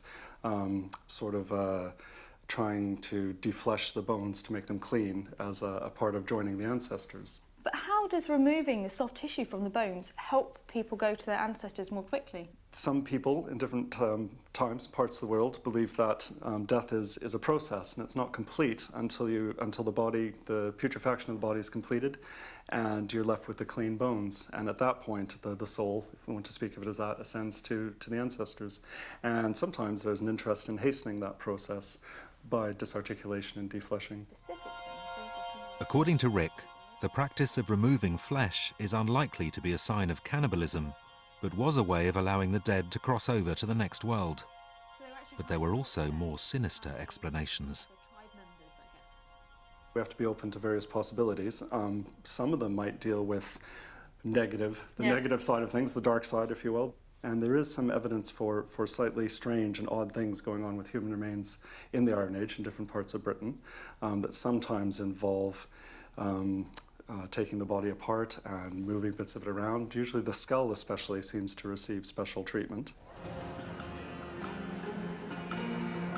So the cutting marks could fit in with the idea of ritual dismemberment after death. But how would the marks have been caused? To find out, Xanthi and Rick head to a local butcher's. My femur is just about free. Let me just take off the last little bits. Now, actually, you can see I've left some marks. Actually, look, all along that edge, you can see all of my butchery marks going on there. Would I use a tool like this to get rid of the rest of this soft tissue, which I've kind of left behind? Possibly, but the other possibility is that a stone tool might have been used, which we know people were still making and using in the Iron Age. So kind of scraping it. That would save my knife, I guess. Yeah. I do have something with me here that we could have a go with, if you like. Save your lovely sharp blade. Okay, it's not necessarily the sharpest or most appropriate, but it does have one nice edge here, and you'll get a sense of what it's like to use that. Right.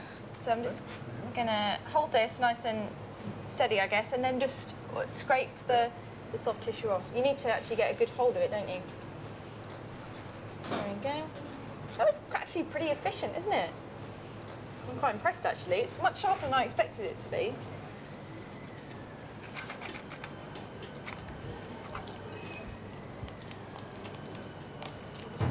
And that's where a lot of the muscle attachments are actually joining to the bone, just around the ends, and that's, of course, exactly where we saw them on the human bone. Exactly, and you can actually see now, look, I've left some really quite deep grooves there. Oh, those are brilliant.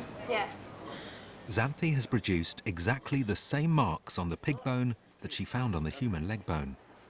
And Rick wants to demonstrate one very specialised type of defleshing, removing the skin from a person's scalp.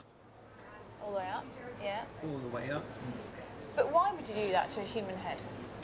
Well, the head is very important in many societies, and we have a very good case for it being important in Iron Age Britain and Iron Age Europe in general. Are there any examples from the UK where the soft tissue has been moved from the head? There's a few cases. There's one from a Romano-British context at St Albans, where they seem to have had a defleshed head placed quite near a temple complex, actually, which maybe starts to speak again of why you're doing this. The idea of trophy heads, or possibly as a punishment. We have another case up in the far north of Scotland on the Murray Firth, where again we have a child in this case. It looks like the skull has been cleaned back, so they're interested in this, having this white, clean bone to display, presumably. So it's really rare then? It is. There aren't that many cases. So again, it's not a normal practice. So it's a very special person or somebody that's done something terribly wrong or being made an example of, perhaps. Xanthi has discovered that defleshing the dead was practiced in Iron Age Britain. Sometimes it was associated with funerary ritual, but maybe it served another purpose. Human skeletal remains recovered from windy pits show that some individuals most likely met a violent end, possibly as part of a ritual sacrifice. We know that at least one person had their flesh cut from the bone, before ending up in a cave waiting to be discovered thousands of years later. Until now, all the people whose bones were found in the caves on the moors have remained anonymous. But finally, the face of one of them is taking shape.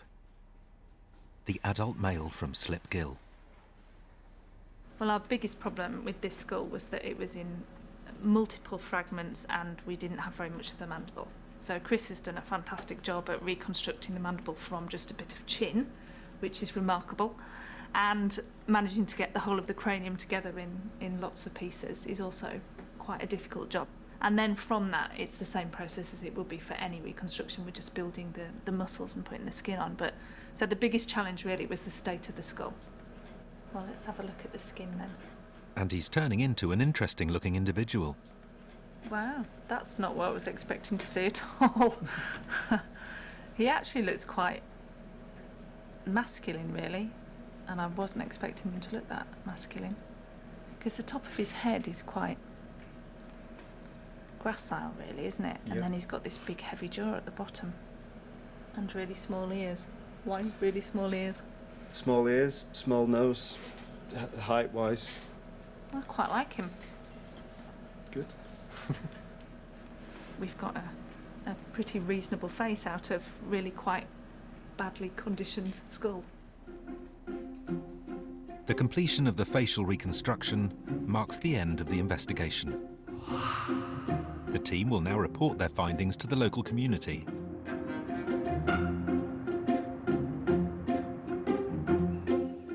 Xanthi and Sue have come to Duncombe House, not far from the Windy Pits.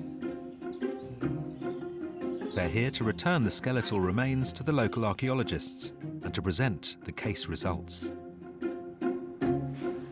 Although they've made great strides, Sue is concerned that they don't have enough evidence on the bones to confirm that the man of Slip Gill was sacrificed. Xanthe's gone away and done a lot of historical research with a lot of people who know a lot about this area. So we've gone back to the slipgill skeletons. We've had a look through them again, just to be sure, just to be certain. Sue looks at the slipgill remains one last time. So, do you have a minute? And she notices something on the skull of the adult male that they missed before. I don't know, but this is left parietal. Okay, so that's sitting there. Can you see there's one line cut mark along there? It's quite deep. There's another one below it. Yep. And there's another one below that. Sue has found several parallel cutting lines around the top of the skull. You've got a cut mark that is, if I turn you around a bit, you've got cut marks that are coming here, and then you've got some that are back there. It looks like Sue has detected signs of scalping on the adult male. As Xanthi discovered, this practice of removing hair and skin from the top of the head did happen in Iron Age Britain and may have been part of ritualized killings.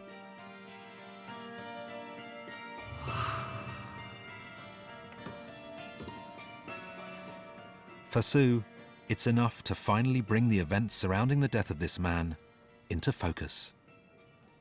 I'm not a great supporter of defleshing and sacrifice and ritual, all sorts of things, as anyone will tell you that knows me. But sometimes when you're faced with information and you go through all the possible outcomes, sometimes there's only one left. These findings will have an even deeper significance for the local community and the experts who've been studying the remains for decades. We've actually waited a long time to get some more information about the remains from the Windy Pits, so this is very important. There's lots of unknown questions that hopefully we'll get some answers to today.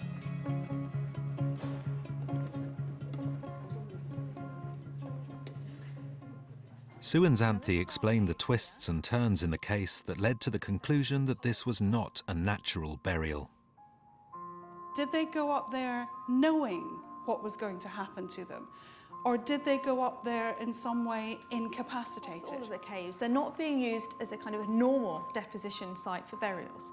So why are people going up? Caused by that, because it does fit in there really rather nicely. Then the moment comes for Sue to announce her last-minute discovery. It takes an incredible amount of persuasion for me to want to talk about sacrificing people to gods and placing them down portals so they don't come back. It just makes me uncomfortable. But then this morning, we had a look a little bit closer at some of the areas as we were laying out the skeletons. And we came across something that we hadn't noticed before. And it was all to do with this man. On this man, and on his head only, we have evidence of defleshing. So we have scratch marks. We have parallel scratch marks that are of a similar width in various parts across his skull. They're very, very delicate, but they are there. Now, if they're defleshing, for whatever reason they're defleshing, they're only defleshing around the head, almost in the sense of a scalping, because the defleshing isn't on the face, and it isn't on the back of the head. It's just around the area of the crown. So they put a blade in it and just scrape. The cutting marks on the skull are the final piece of evidence that at least one of the slipgill skeletons was almost certainly ritually killed. It's a terrifying story.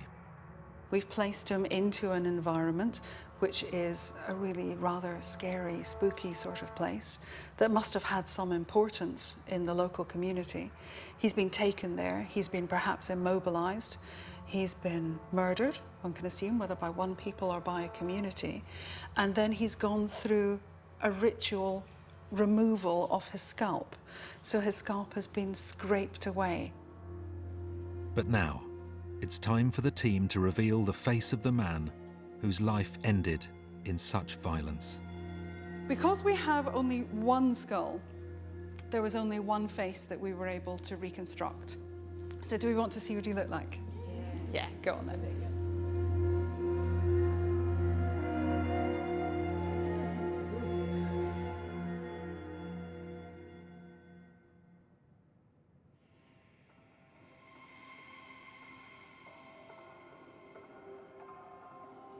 He's got quite a rugged face, hasn't he? He certainly looks like he was a pretty robust individual, doesn't he? He's, you know. I quite like him. Slight asymmetries in the orbits. Quite high, defined cheekbones. If you were walking around Helmsley today and saw someone looking like that, I mean, you wouldn't look twice, would you? When you think what he may have gone through, and you have to ask, why was he chosen? What was so important about him? Was it because he was important in the area that's why he was selected? You know, we will never know. That is really about conjecture. But what we do know is that he suffered blunt force trauma. We know that his skull was defleshed.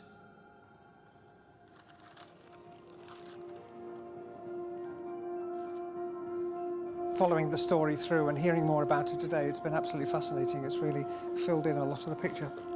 That was really amazing, absolutely fascinating. I thought the facial reconstruction was wonderful. The actual face brought it all very much home. You know, he's a very human face, and why did they do to him what they did? And the possibility remains that the other skeletons found with this man also met the same tragic end. We've added a dimension to this that we never anticipated we were going to. And in fact, it's a first for me that I've never been involved in something that has involved this sort of a ritual, if you like. It does still make me uncomfortable because I really don't like the words. But at the end of the day, the bones have the evidence, and the evidence speaks for itself. The human remains presented to the team were not a recent discovery. But it took modern forensics to bring back to life a tragic story that's 2,000 years old.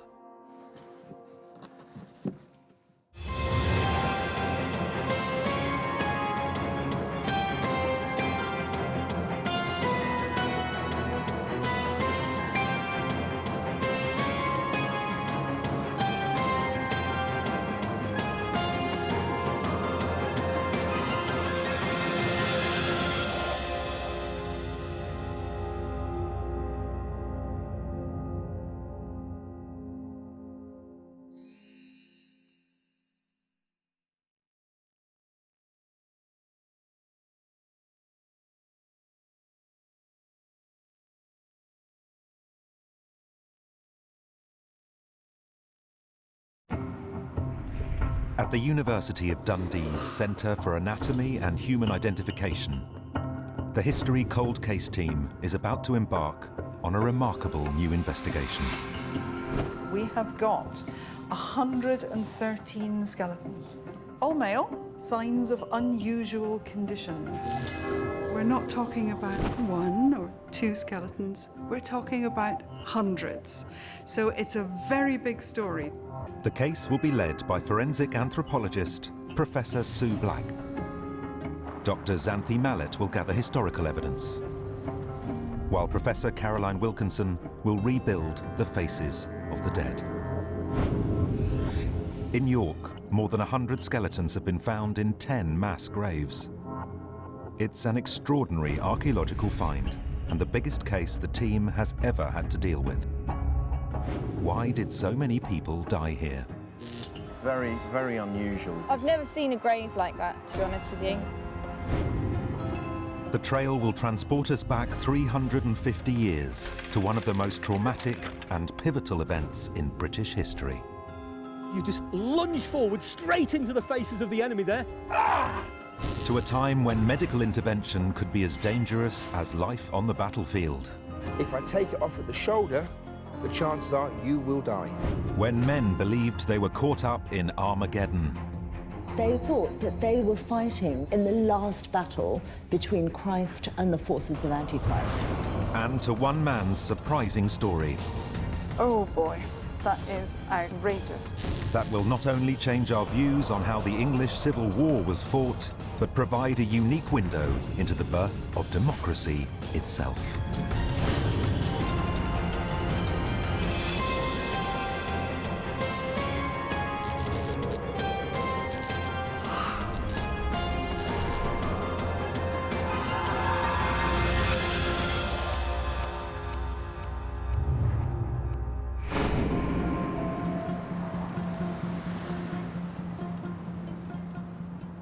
In the heart of York, the History Cold Case team has set up its mobile forensic unit, near where the remains of 113 people were recently excavated. This is the biggest case the team has ever taken on. Members of the local archaeological community lay out a selection of remains from 10 mass graves, discovered in 2008 just beyond the city walls. Every single skeleton is male. But there are also the boxed remains of 2 further bodies that have especially troubled archaeologists since excavation. Their bones show signs of puzzling abnormalities. Why did 113 men end up buried together? And what's the truth behind the disfigured bodies? There's a lot of dead people here, and so there needs to be an explanation for why you've got so many in one place. Every single one of those people will have a story. Some of them are going to have a really interesting story to tell.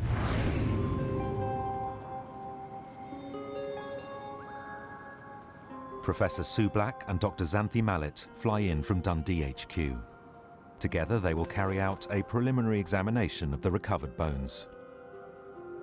There's a lot here. Immediately, they find many signs of healed trauma and bone breaks. Oh, no, look, there's a problem in the elbow. Whether it's a dislocation, it's really hard to dislocate that joint, though. Really, really hard to dislocate it. It looks as if there's a bit of remodeling going on at the wrist. I wonder if that's a previous fracture. And there are signs of serious infections. Oh, ho, ho. Look at this. Ouch. Look at the amount of bone that's been laid down. That is nasty. That's very nasty. That's very painful for the time that it's been active. Which Whether is a it's still while, active or not, yeah. I don't know. It's a lot of bone being laid down. That's infective. You know, you've got nerve endings that are inflamed. You've got the pus formation. Oh, it's just not nice at all. Not Literally nice all. at all. Look, it goes all the way through. And there's like. But it's localised. A simple course of antibiotics today, and that's gone. Yeah. Yet all the bones are of strong, young and middle-aged men. I think we're looking at male, quite well-defined chin. Quite robust. Yeah, I'm okay with that. With no obvious cause of death. They've got previous fractures Yeah, and they've got yeah. they've got trauma they've associated with their previous Yeah. life. But why did they die? Don't know. Don't know. There's no evidence of a cause of death on here not on any of them. either. There's no obvious disease process. There's no obvious trauma process. There's nothing. So whatever killed him may have killed them, but it hasn't left We're a not mark. seeing it. And there's lots and lots of things that don't leave a mark. They turn their attention to the 2 boxes that the archaeologists have marked out as being particularly strange.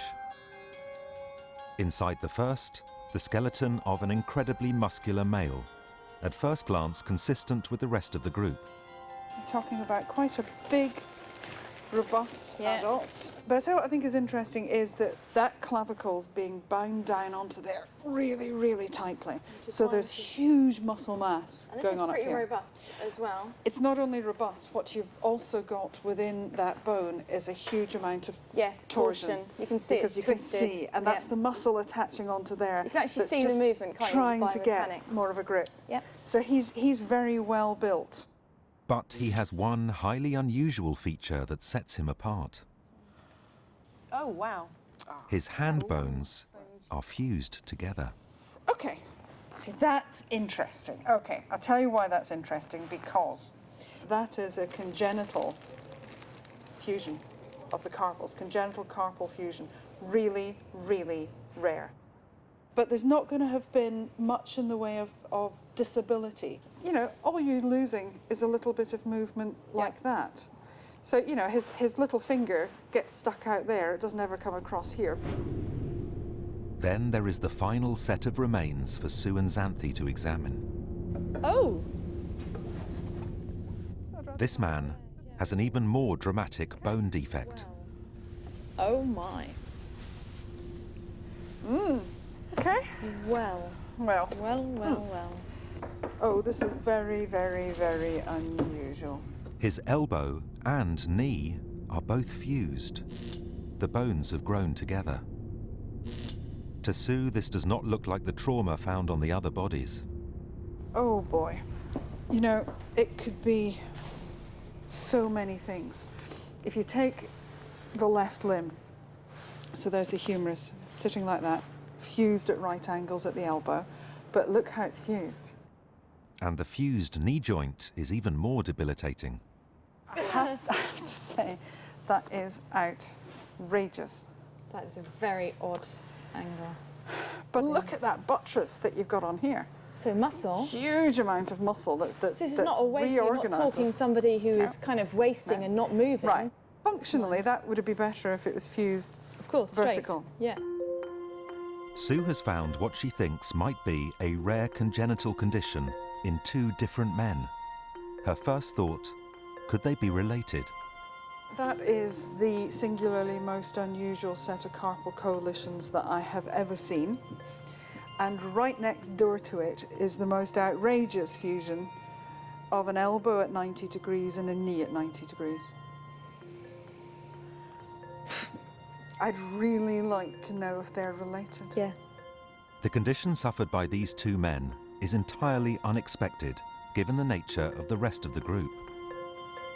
He has a distinct disability, a distinct disability.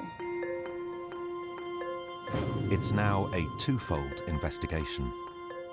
Firstly, the group as a whole, over 100 men. Who were they and what killed them all? But also, what is the story of these two men with their dramatically fused bones? The evidence at the moment, if we were looking at this in a purely cold light of day forensic scenario, is we have two individuals, male, of mature age, adult males, who have got congenital abnormalities, or we suspect them to be. We can't make any other link at this stage. But watch the space.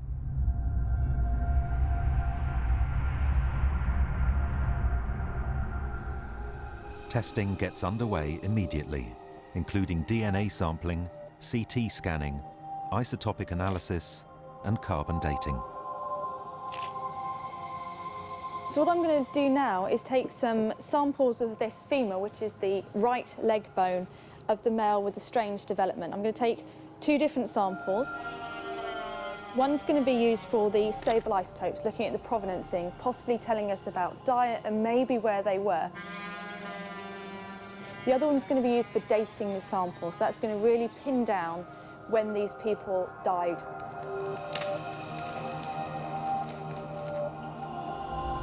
The team will need to wait some weeks for the results to come back.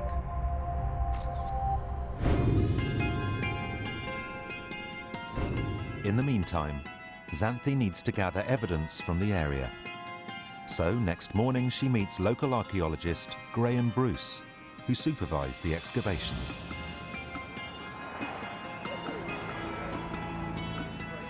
Graham had been excavating a site just 100 yards or so outside York's city walls, defences that have stood since Roman times. Okay, here we are. This is the site where we found all the mass graves. Back in the Middle Ages, there was a church on this site, and Graham expected to find a traditional medieval graveyard. But instead he was shocked to uncover large pits containing the bodies of over 100 men. We've got some pictures of the graves themselves in here. Let's see on this one, where you've got... And they're all lined up? They're lined up within the graves. Where were the mass graves within here? They were predominantly within the church itself, respecting the main wall lines. So the walls must have still been standing, at least partially, when the graves were cut into. The mass graves were dug inside the church, and Graham believes this must have happened sometime after records show it fell into ruins in the 1580s. And Graham also believes the graves must date from before the 1700s. By the 18th century in York as well, you've got better cartographic sources, and the maps show this area as open agricultural land with no other buildings on it. So you haven't got anywhere you'd be wanting to put a major 18th century burial ground here. Carbon dating will confirm whether Graham's theory is correct. But if the mass graves do date from around the 1600s, what does Graham think could be the cause? Looking at the actual way in which they've been buried, what are your theories on this? When we started finding mass graves, you do start obviously trying to work out why. It's clearly a major, fairly cataclysmic event that has created all these people dying at the same time.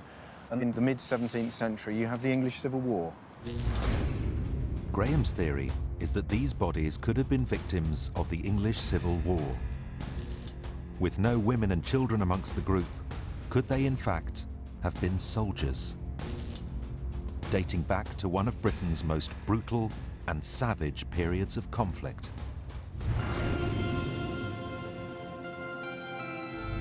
Back at Dundee HQ, Xanthi and Sue get Professor Caroline Wilkinson up to speed, using computer graphics of the burial site and the two most curious bodies. Now, what you can see here is the church. The church was in ruins when they were buried. Church was in ruins, I understand. Okay. So after but they've 1580s. observed the lines of the ruins. Yes. I understand. Yeah. And these are our two individuals. But not treated any differently. I mean, they're buried in exactly the same way. Exactly the same way. Okay. Such a lot of them. 113.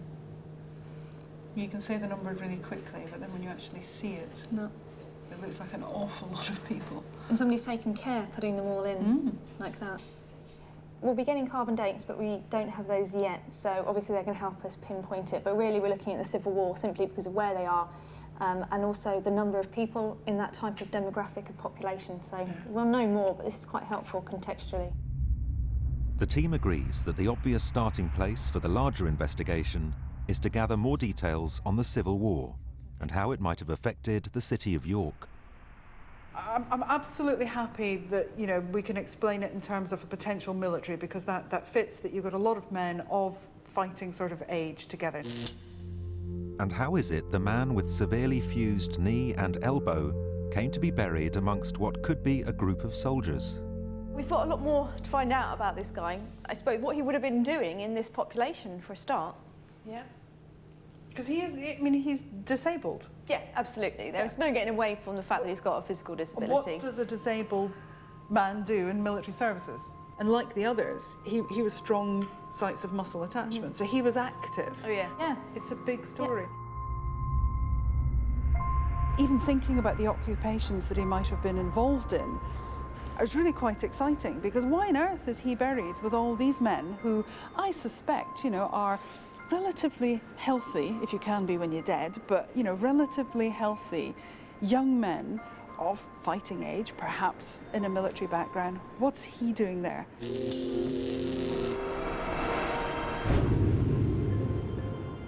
Professor Caroline Wilkinson is going to reconstruct the faces of the two men with the puzzlingly fused bones. She starts with the man in his early 40s with just the fused hand.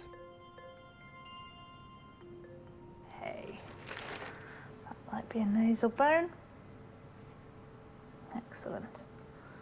So we've got quite a prominent nose, but it doesn't look underdeveloped.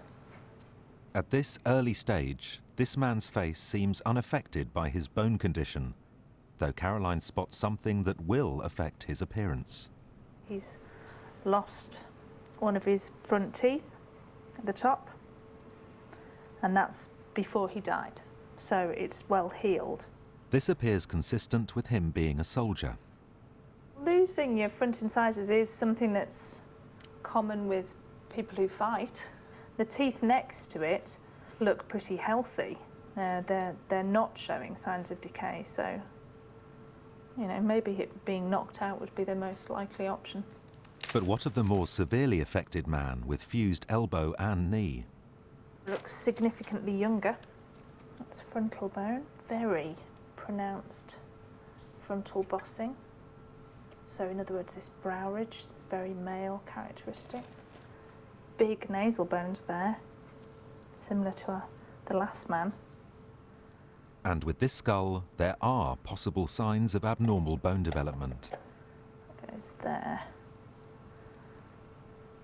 So yeah, the height of the orbit looks very small. That is quite a short distance as well between the nose and the mouth. It's going to be really interesting to put this all together to see what happens to the rest of the face. Caroline scans in the fractured pieces of both skulls using a 3D laser scanner. Final rebuilding will happen using computer software. Then the full effects of any disorder on their faces will start to emerge.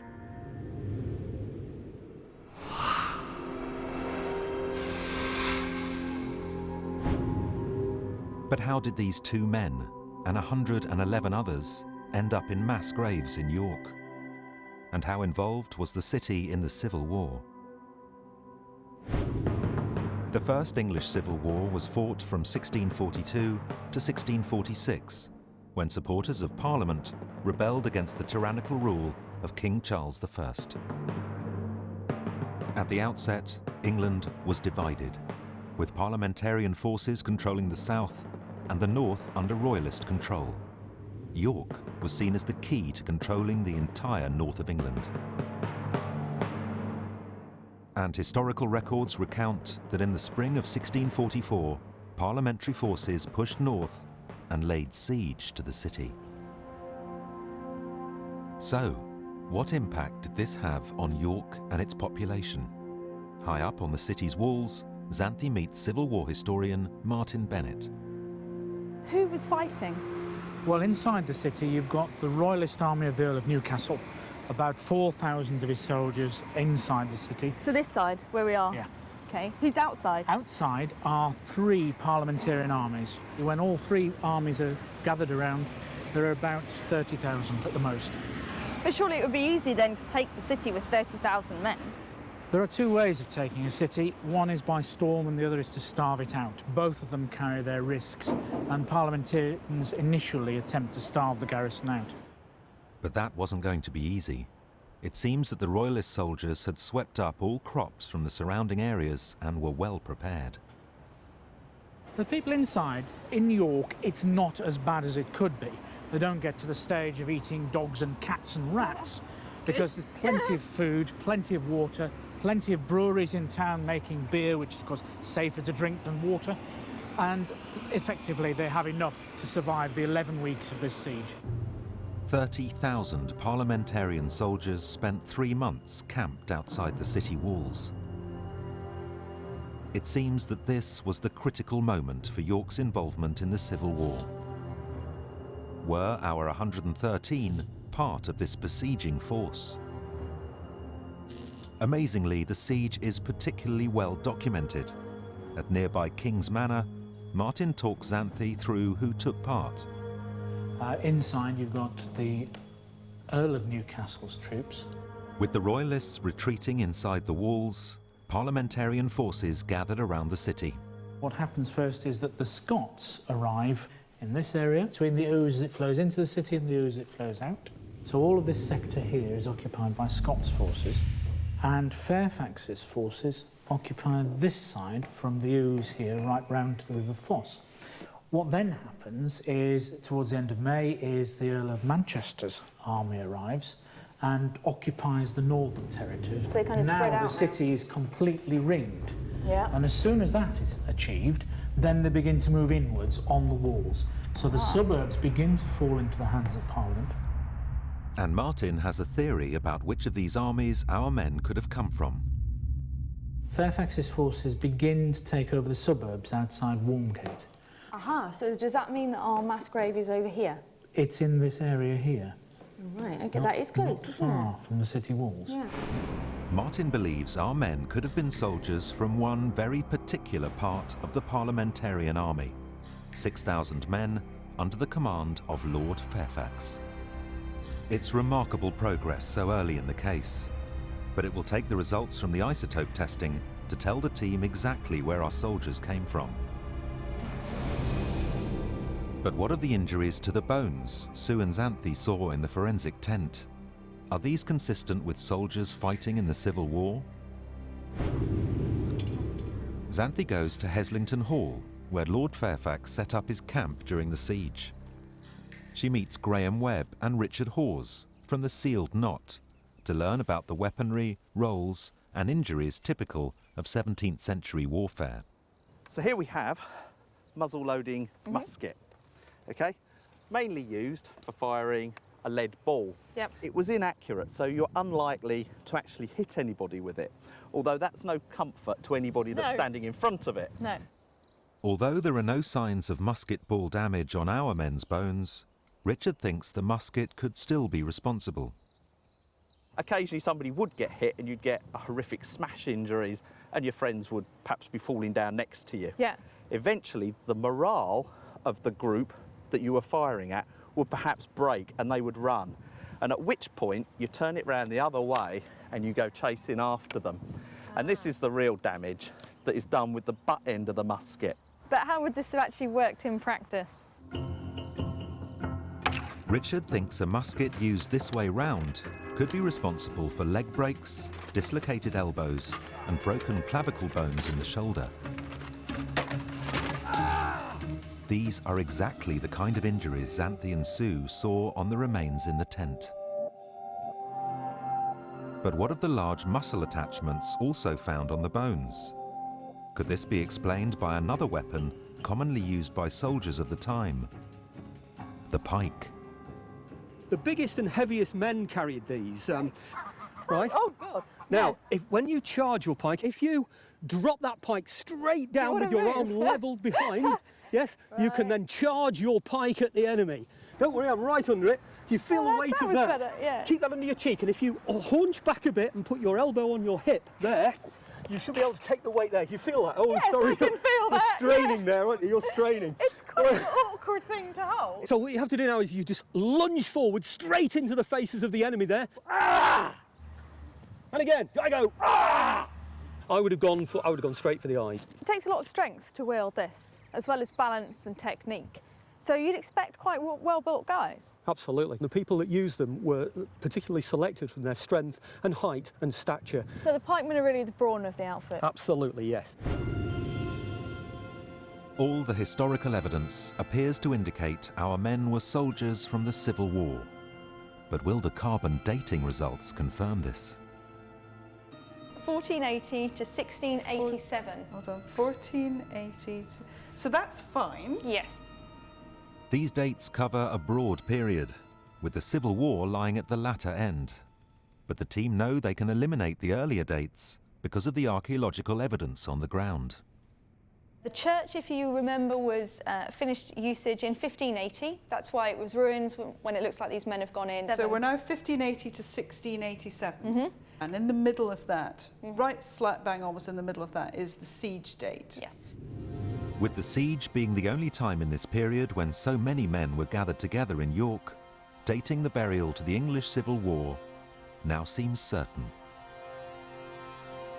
What's important is that it supports what everything exactly. is telling us. So I think those large numbers, the regimentation of the burials, the fact that they're in the church, they're close to the city walls, everything is saying it's got to be the siege. Yeah. It's got to be. Our 113 men likely never lived long enough to see victory when the Royalists gave up and left York in July 1644. And whether they were definitely parliamentarian soldiers under Lord Fairfax's command will only be confirmed when the isotope results come in. The team also still don't know what the cause of death of the men was. Although the skeletons showed no fatal wounds, many did have healed injury, and there were signs of infection. Could infections like these have killed all 113 of the men? To help understand what the cause of death might have been, Xanthi meets up with historian Rory Macready in a typical Civil War surgery. She starts by showing Rory some of the injuries from our men's bones. Here we've got sharp force trauma to the elbow, so outside of the elbow, pretty deep actually. Yeah. What would have caused this? Well, that was probably made by a sword, quite a deep cut. Probably in that sort of direction. So some sort of defensive injury? Yes. It seems the surgeons did have some understanding of infection and how to manage it. What we would do then is we would get something like oats, and I'm going to get honey. I'm going to mix the two together to make it into a paste, and then this will be put into the wound, and then we'd sew the wound up with that inside the wound. Why did they leave that in? Because it helps to heal. The honey would be used as an antiseptic. We didn't understand that, but we knew that it worked. In fact, today in some hospitals, when antibiotics don't work, they're using honey again to fight infections. But as these treatments were nowhere near as effective as modern solutions, if the infection continued to spread, the surgeons had one last resort: amputation. If I take your arm off at the elbow, you'll have about a 50-50 chance of surviving the operation. If I take it off at the shoulder, the chances are you will die. Amputation was actually a highly sophisticated procedure surgeons were well versed in. What we do first of all is we get a dismembering knife like this one here. The cutting edge is on the inside. It's a pretty serious knife. It is. My assistant would hold your arm extremely tight, act like a tourniquet. The surgeon would then plunge the knife into the limb till he hits bone, and then in a very fast motion go round in a circular motion till we come back where we started. Like opening a can. It is. He or she would then yank the skin and muscle up the bone to expose the bone. Yeah. The bone saw would then be used, and as high as possible, I would saw through the bones. Hopefully I'm unconscious. Might not necessarily be. Okay. When you've sawn through the limb, yeah, we then cauterise the wound. This would then go on the end of the stump. Yeah. What happens then, if they've done it right, the skin and muscle should be longer than the bone. Yeah. This should come down over the end, and now I've got squidgy bits to play with. Yeah. This will be pinned through the wound, and then put another pin the other way. Why? That way you can control the tightness. You'd put a figure of 8 loop of thread over the two ends of the pin. Right. I'll come along the next day, and what I'll do is I'll make that figure of 8 tighter and tighter and tighter to draw the skin and muscle over the end of the stump. That's very clever. Very clever. They may not have had today's medical expertise and equipment, but Civil War surgeons were certainly competent enough to stop all our 113 men dying in one go. Simple infection can't be our cause of death.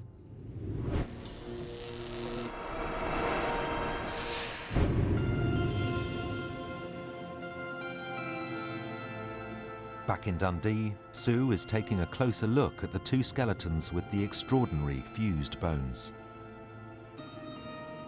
This individual was exceptional because this is the one where we had the most outrageous fusion that occurred at the elbow. So the hand permanently fixed in that position. And then, as if that wasn't enough, quite frankly, the absolute and utter pièce de résistance. Look at that. It's just the most outrageous specimen I think I've ever seen. So that we've got the long shaft of the femur, the thigh bone. We've got the tibia, the shin bone, at right angles. And where there should be a knee, there isn't a knee. It's fixed bone. Sue's research has led her to believe that this could be a condition with the rarest classification possible, occurring in a maximum 1 person in every 200,000, and best illustrated by the other man's fused hand.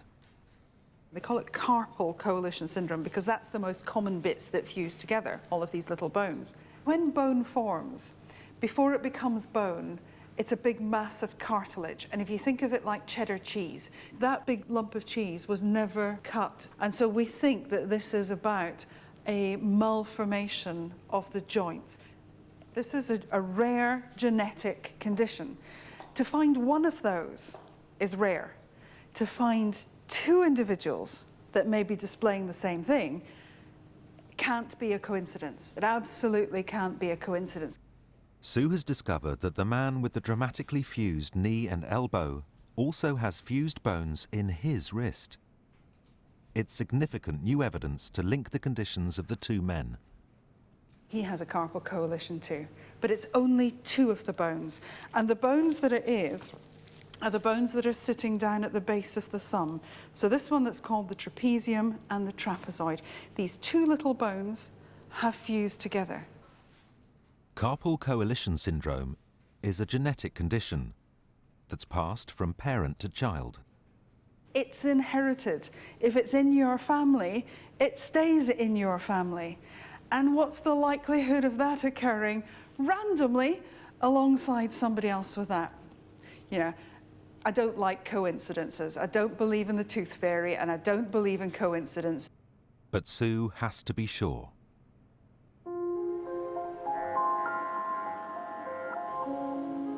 So the bones are put through a CT scanner, which looks inside the bones to give detailed images viewable from any angle.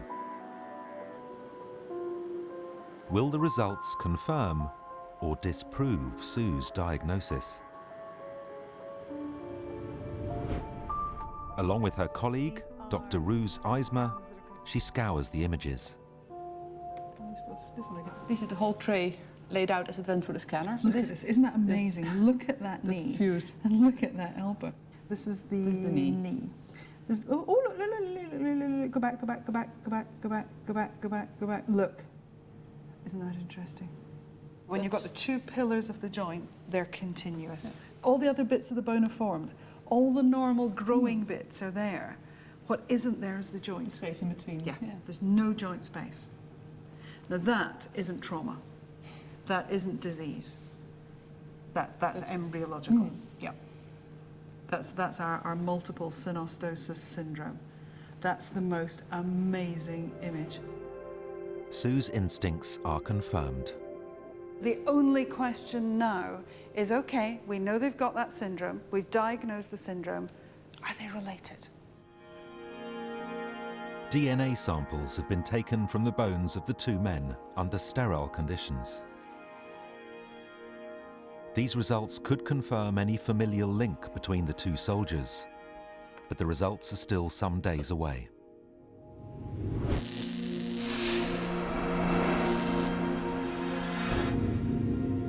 What is already clear is that the man with the fused arm and leg would have had to live with his disability from birth. But how would he have coped with such severe disability 350 years ago? And what function could he have served in a Civil War army? Xanthi heads to Kent University to meet Julie Anderson, specialist in the history of disability. Julie has brought along a range of wooden replica crutches and supports the disabled soldier could have used. They look pretty simple, just whatever's going to help somebody get around. Yes, crutch design remains very simple until the 20th century. They were generally pieces of wood, carved with some padding put on the support area under the arm. So how mobile would the man have been? To find out, Julie's assistant Jack is given replica crutches and a knee support the man would likely have used. Let you do that. Now, let's see if you can not fall over, I guess. We'll go for it. Yeah, yeah. Now imagine if you like this all the time, you'd obviously get a bit more efficient, but he's moving all right, isn't he? We're not looking at somebody who would have just, had to sit down and not do anything, and he's still got use of this hand, even though, so literally it's here that's fused, so you could still use all the movement at the shoulder, and you've still got a viable wrist joint. He wouldn't have fought, but Julie is sure there were plenty of other jobs he could have done. His job would have perhaps been an ancillary worker, perhaps a cook, or maybe even, as he was a big man, guarding the ordnance, where all the munitions and the muskets and things like that were kept. Despite a permanently fused elbow and knee, he could have functioned quite well. You're standing at a bench, right? Balancing now. What do you think? You managed to be a cook or a guard or something? I'd imagine the balance might have been an issue, but you get used to it. So yeah, with the right arm, you can obviously do a lot of things. So by the time I imagine so. Yeah, I mean, it's great to see at first hand how this could have looked, because when you just see the remains, you think this guy would have been pretty much stuck doing nothing. Exactly.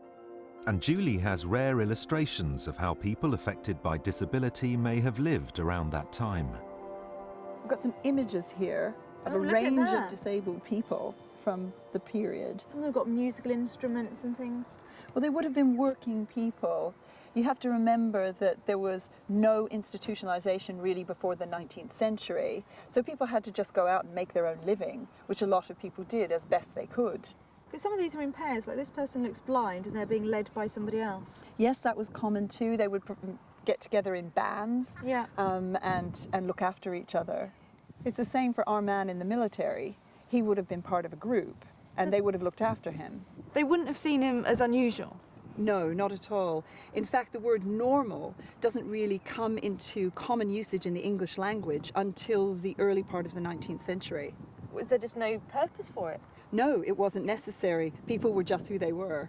But despite this apparent tolerance, relatives often suffered. Extreme religious beliefs saw disability as a sign that the person's family had committed a sin. They would be ostracized, they would be shunned by their communities, and it was difficult. Some families had to move away, but often when the disabled person grew up, they would leave home. And the military could prove useful in these circumstances. Would disabled people actually have gone into the military to relieve their families of that burden? Absolutely, and because unemployment was a problem amongst disabled people, often the military provided a haven for them in order for them to be paid at a job. So it's not a surprise to have found the disabled in the army, even holding down a key job. Nor is it a surprise to find two disabled men grouped together for support.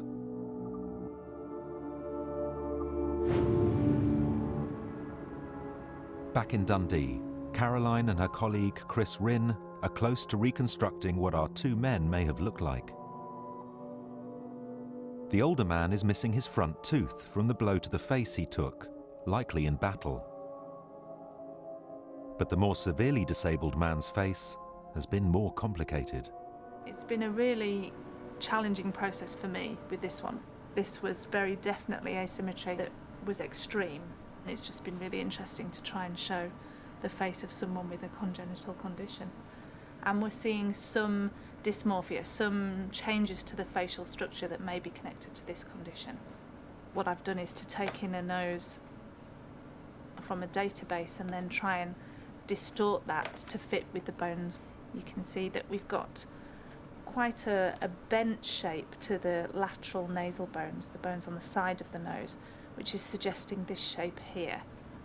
And one of the things that I've noted a lot in the literature for this condition, we may have to consider giving him cross eyes, because that seems to be a likely option. But were these two men really related, as their shared rare condition suggests?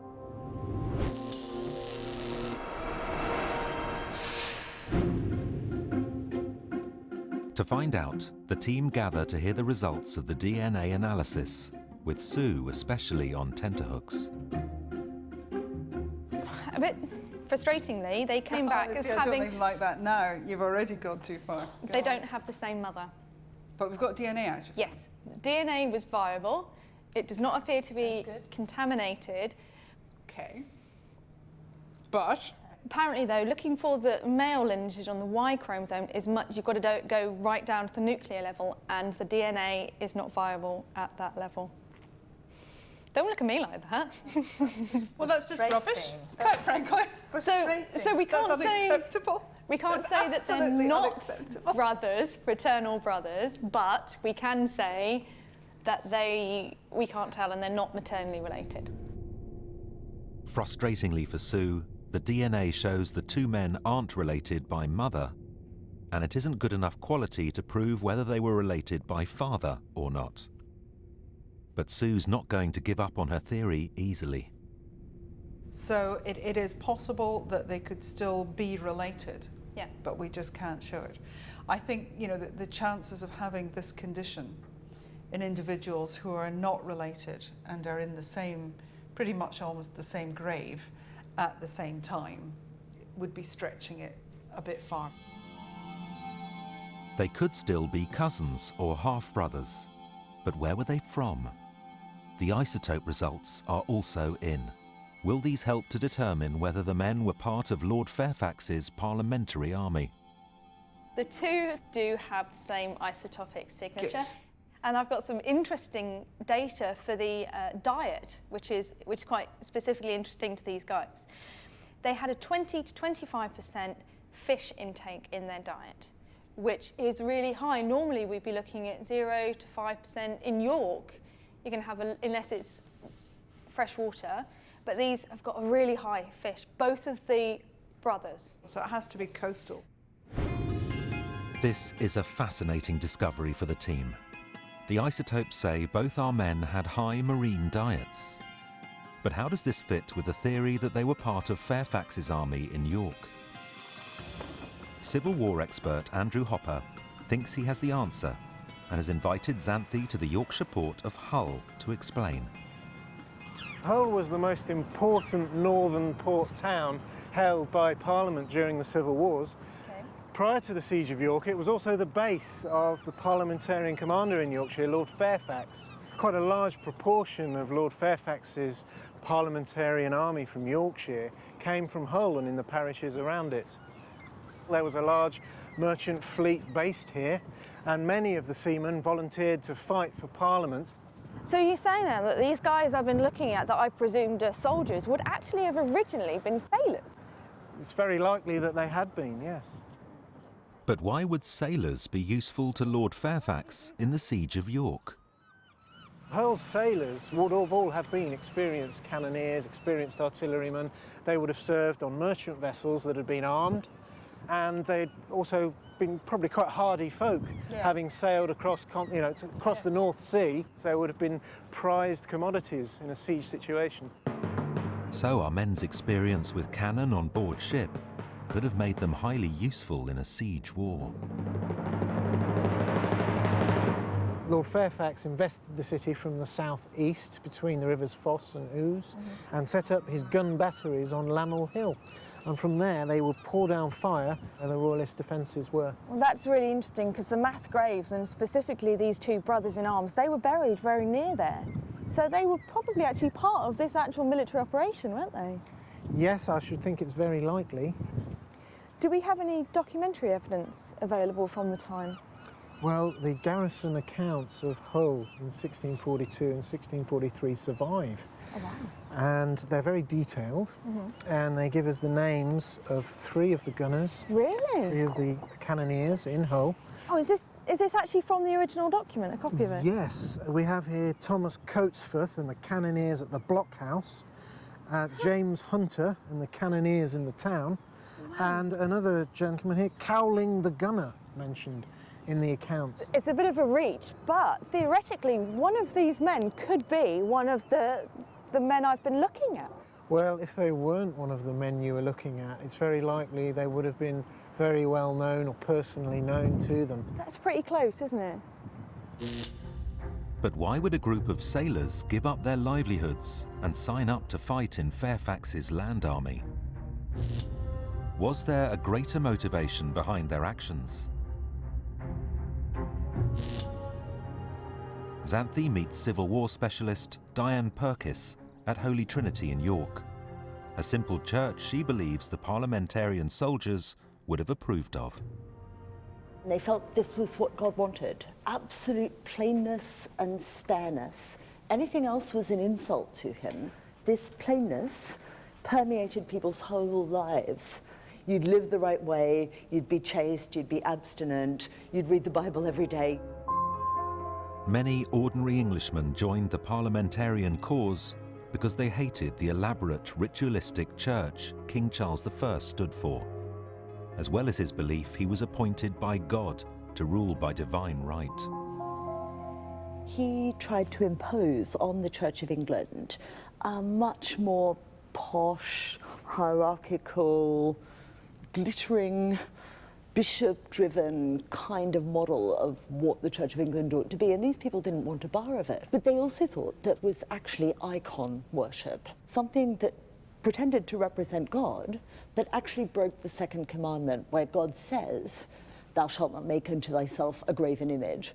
How do we go from religious fervour to war? Well, some of these guys actually thought that they were fighting in the last battle between Christ and the forces of Antichrist. Some of the more radical ones believed that if they acted rightly, it would actually inspire Christ to come down from heaven and rule the world. And save the world. And save the world, and create an ideal world.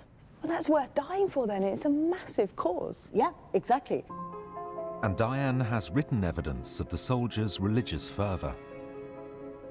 This is actually a letter that was sent to London. This man plainly thought he was God's soldier. It's actually headed, "A relation of the great victory obtained by God's assistance by the Parliament's forces." And the letter itself says, "Sir, by God's blessing, I can tell you I am alive, and so are you. And by God's victorious arm, the Church of God is alive." So each and every man thought he was God's soldier? Yeah, and they thought the army was the Church of God. So now the opposing royalists in the field are God's enemies. They're radicalised. That's how we see it today. That's right, yeah. So the experience of serving in this army and thinking these kinds of religious thoughts has radicalised this man. Was it this same religious conviction that drove our men to the Siege of York and their eventual demise? The team believe they now know where the men were from. They know who they were fighting for and what their motivation was. But they still don't know how they died. There is evidence of having fracture occur to bone, but it's very well healed. There's an evidence of infection to bone, but again, it's very well healed. All of this is consistent with them being a fighting force, but it's not consistent with what caused their death. And if you can rule out the infection side and the trauma side, the only thing that's really left as a feasible cause of death is going to be disease. It has to be disease as the most likely cause of death for so many individuals.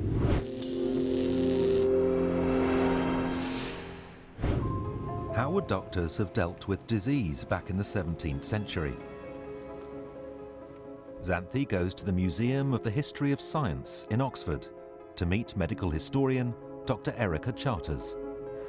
Got an intriguing little box here. Do we need the gloves? So we need the gloves on to touch some of this. Erica has a remarkable device used to treat disease and fever until the late 19th century, and similar to those doctors would have used during the English Civil War. This is actually to let blood. Right. Now, this is where the exciting bit happens. This would go right up against your skin. Yeah. Oh. Before you know it, it would cut into your skin. It would make very small incisions, and this would allow you to let some blood out. And of course, bloodletting was, well, it's been very popular for a long time, so definitely in the 17th century they would have been doing this. So you just press the button there and hold that. Oh, it's quite powerful, isn't it? It is quite powerful, and you can see where it's cut into the paper. Yeah. So was there an idea that there were poisons in the blood that you actually wanted to release by bloodletting? Very much so. And what we do see, especially for fevers, remembering if you think of how someone looks who has a fever, they're flushed, they're very warm, their pulse is beating very quickly, so it almost looks like they have an excess of blood.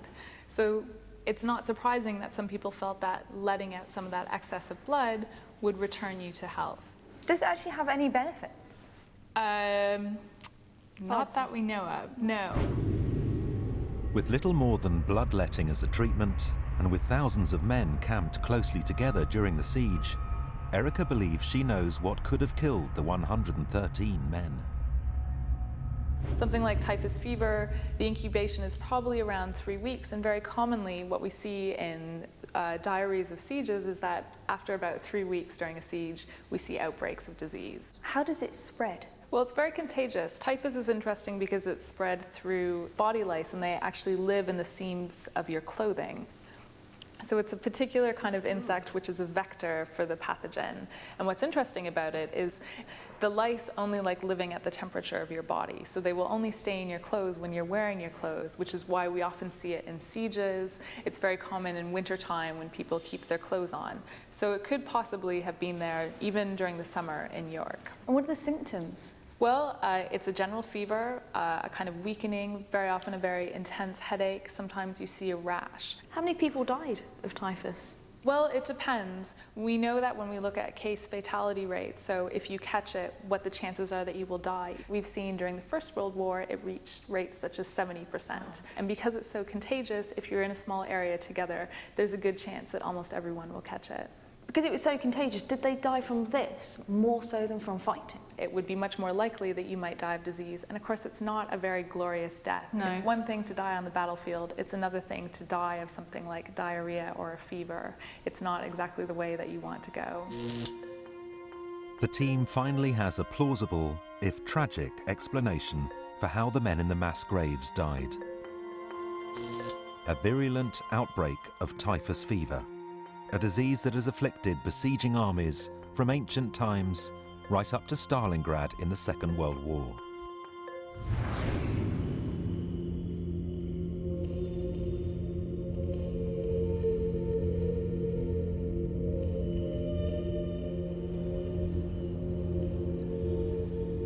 With the final part of the puzzle in place, it's time for the story the bones have told to be relayed back to the local community.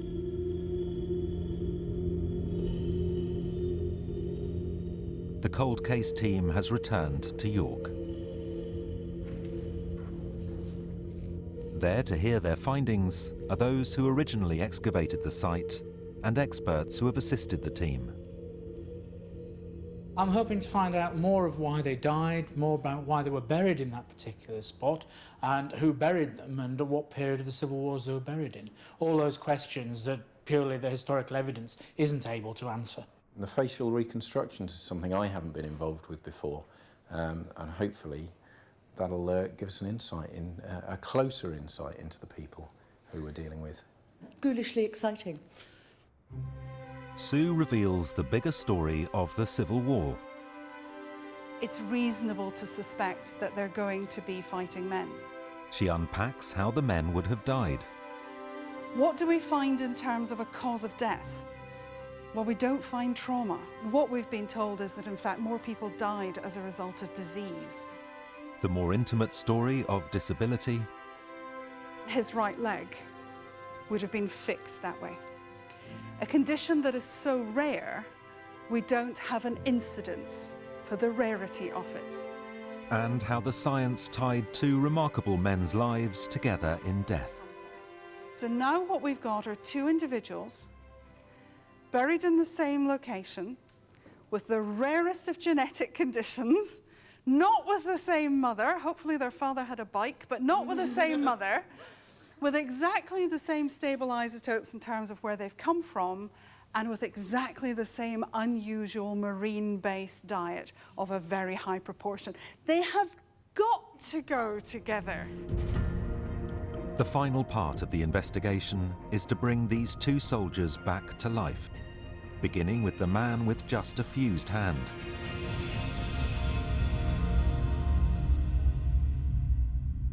It's a strong face. It's a very strong face. Yeah. It's actually quite a pleasant face. He would fit in amongst us, wouldn't he? Then there is the more severely affected man.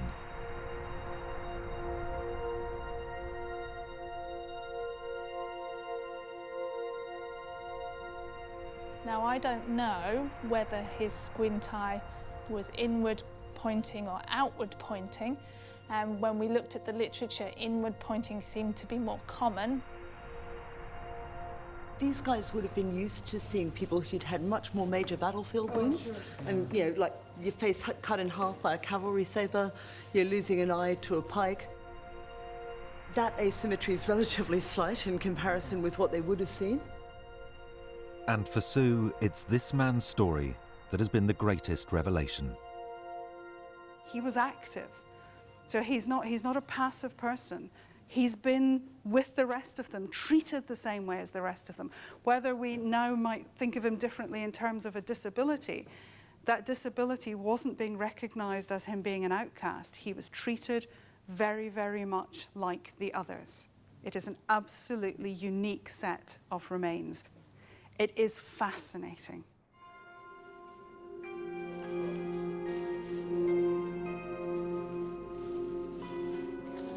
They give us that opportunity to bring the science in, use the historical background, and it really fleshes out those people that we're dealing with during that quite tumultuous period of English history. So science gave you everything I was hoping for. It gave you that element that the historical document can't deal with. It gave us something beyond the paper, beyond the page, and beyond the text. The guy with the disabilities. I was just fascinated that such a guy could find a place in Fairfax's army. I think that tells us something so important about the way this war was developing and the way people were thinking. Because plainly, we've got an evolving meritocracy here. Every man was supposed to be good for their job, and if they were good for their job, that was good enough. And that was what led, really, to the modern parliamentary democracy that we all enjoy. The Cold Case team has uncovered two remarkable tales. The larger story of the 113. Strong, committed men fighting for a cause, tragically cut down by disease before their victory was assured. But also the personal story of two men, likely closely related, who despite huge disadvantages stayed together in life and death, forever brothers in arms. The story complete, their remarkable bones are now handed back to the community. This has been such an amazing story because it brings so many different elements together. It is a huge historical story, but it's also an incredibly important story. I'm not aware in the literature of anywhere of this type of remains ever having been recorded before. I think this is a first. I may be wrong, but I think it is a first.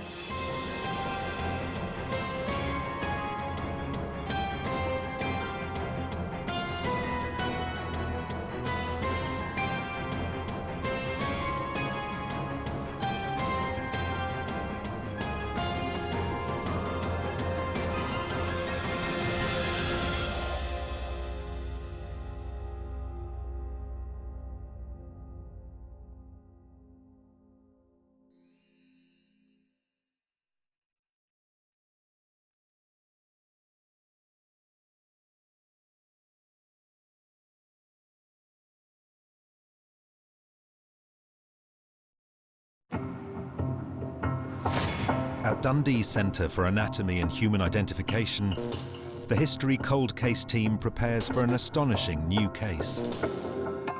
The archaeologists have asked us to come in and assist on some of the cases. It's the one that nobody else solved.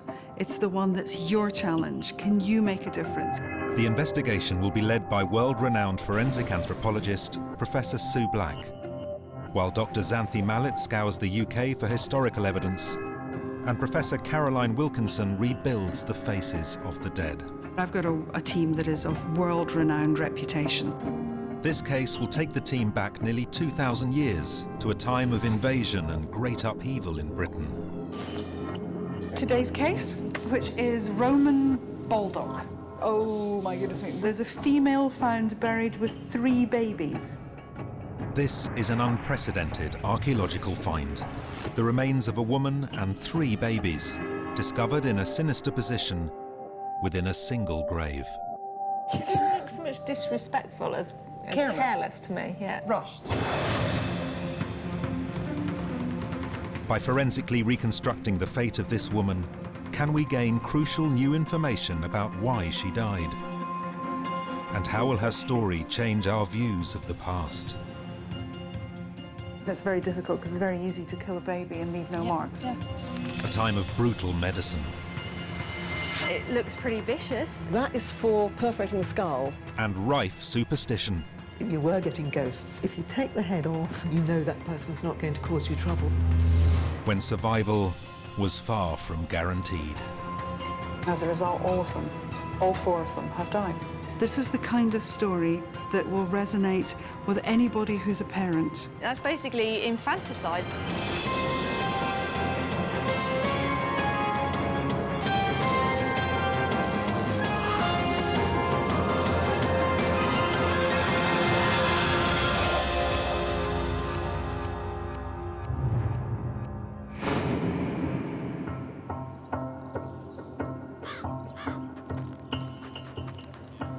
The History Cold Case team has come to Baldock, a Hertfordshire commuter town with a hidden past. They set up their mobile forensic lab on Clothall Common, where people have lived for over 5,000 years.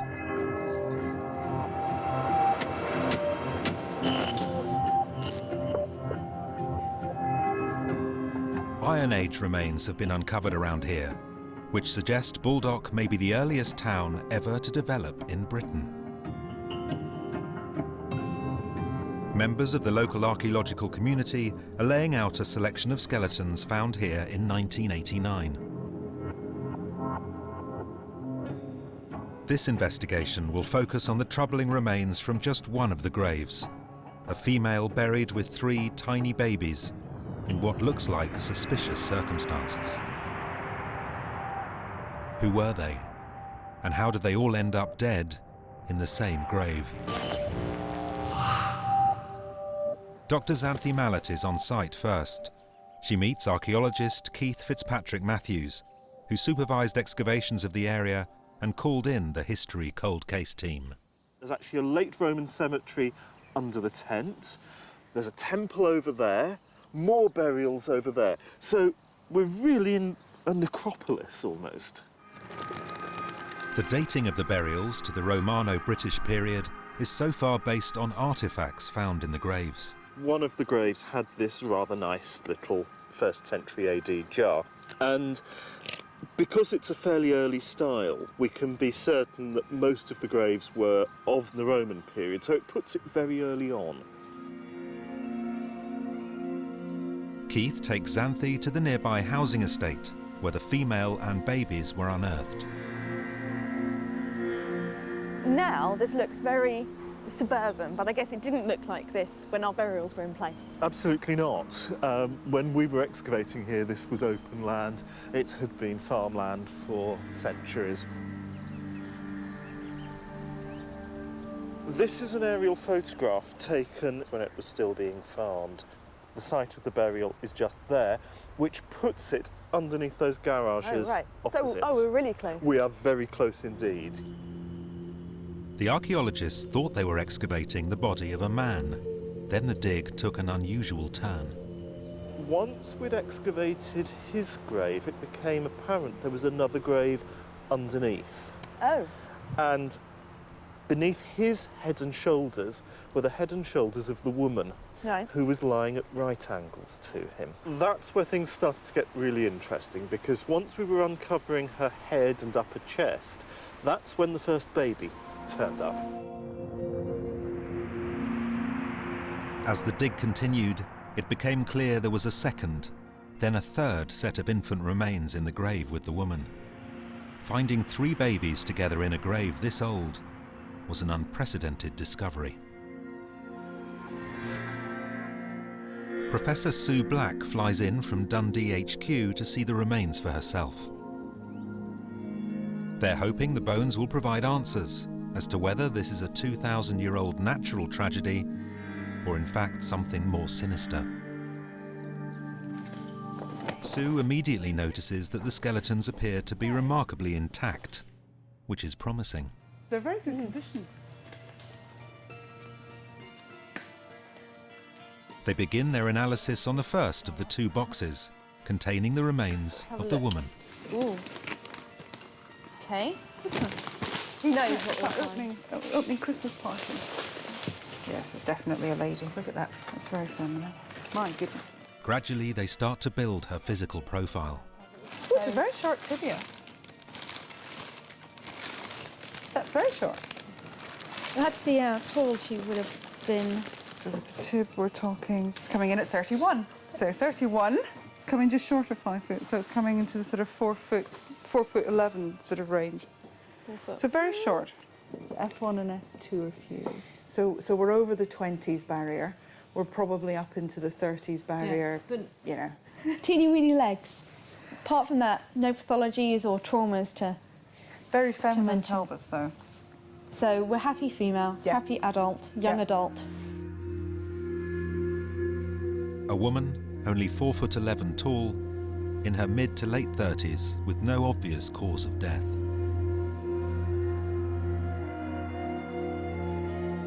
Then there are the extraordinary remains of the first baby. Oh my. Oh, wow. Oh! We are in severe fragments. That is a tibia. Is it? It is. I'll take your word for it. Thank you. That is a... It looks like humerus. It's very difficult to tell. These are vertebrae. Look at those. Oh. Aren't those beautiful? It's like, you know that game of jacks you used to play? That's exactly what they look like when they're like this. So cute, aren't they? Look at this.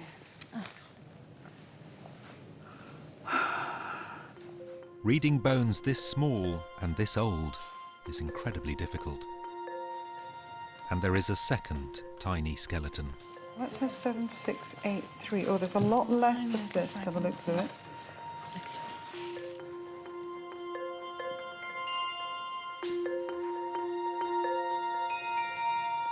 And then the third, recovered from the same grave. Oh, now this one's much better preservation. Look at that. Relatively good condition. That's pretty good, actually. I have to say the recovery is just amazing, fantastic. isn't it? First century.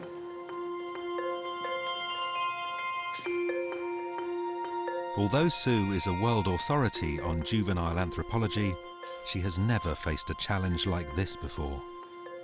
You can't tell if they're boys and girls. No. Because they're not born pink and blue, which if they were would be nice. Forensically, the things that we look for are any injuries on any trauma, anything that may have shown that, you know, the child has been dispatched, as it were. But again, it's very difficult because it's very easy to kill a baby and leave no marks. Yeah. It's quite an interesting one, isn't it? Who was this woman? Are these her babies?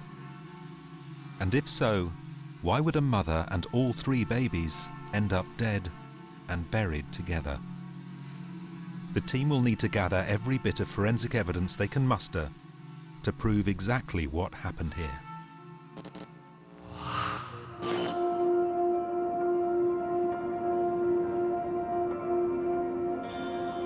Scientific testing gets immediately underway in the mobile lab.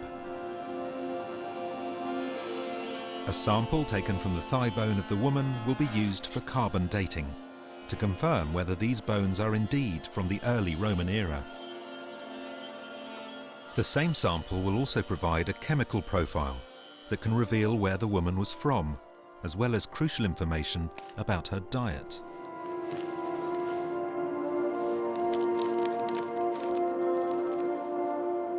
And adult and baby bones are also sent for DNA testing. The only way we're ever going to really know whether these individuals are related is if we can extract any DNA. They're in a good condition, but they're not in a perfect condition. So I think we have to be realistic that it's possible we might not get DNA samples from them. But if we do, confirming that the DNA of all three babies matches would be fantastic. Matching it to what we think is a female skeleton would be even better. Alongside rebuilding the woman's face, this battery of tests will help create a profile of her in life that will be crucial in cracking this mysterious case. There are so many questions to be answered in this case. Who was she? Why was she buried in that way?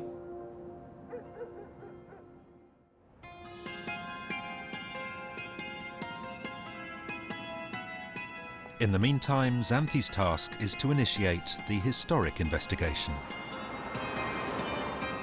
If our woman lived and died in Baldock nearly 2,000 years ago, what kind of town could it have been?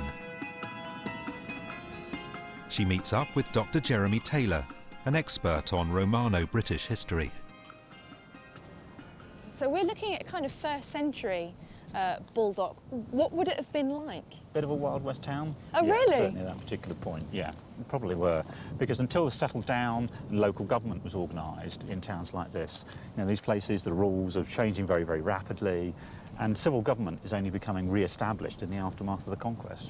So thinking about it, you know, as if we can see Roman Baldock in front of us, what kind of people are using it in 1st century? They're a magnet for people from all walks of life who are coming as traders, artisans, craftsmen, following in the wake of the Roman army and Roman administration, hoping to make a living. So she could have been from anywhere, doing anything, in essence, then? Pretty much, yeah. It's not what Xanthi wanted to hear. Although our woman could have been a local Celt, she could also have been a Roman, from literally anywhere across the empire. The isotope results will hopefully help to pin this down. None of Baldock's Roman buildings remain. But below the surface of this football pitch are the foundations of what was once a huge temple in the centre of town. Oh, excellent. Oh, look at that. On excavations of temple sites, we find chickens being sacrificed, but also sheep, sometimes pig. Oh yeah, certainly animals can be. Sheep and goat certainly are sacrificed. This is a centre of religious life here. People come from the local area, but also people who are travelling on the Roman road between the major cities are also going to be stopping here. And there's a good chance then that the woman that we're looking at would have actually visited this site. And it's very likely that she would have come here at some point. That's exciting. Baldock in the 1st century was clearly a volatile place, rife with religious superstition and clashing cultures.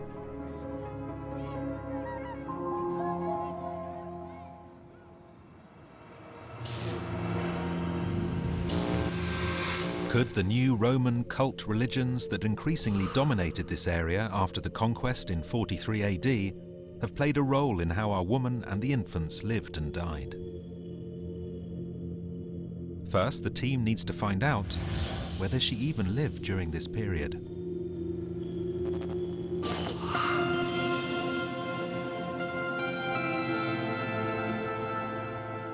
Back at Dundee HQ, Xanthi joins Sue and Professor Caroline Wilkinson to hear the results of the carbon dating tests, which are now back. We're looking at the carbon dating. Previously, the only thing that was dating it was the grave goods, so we had context. Oh, they didn't do carbon 14 before? No. Oh, no.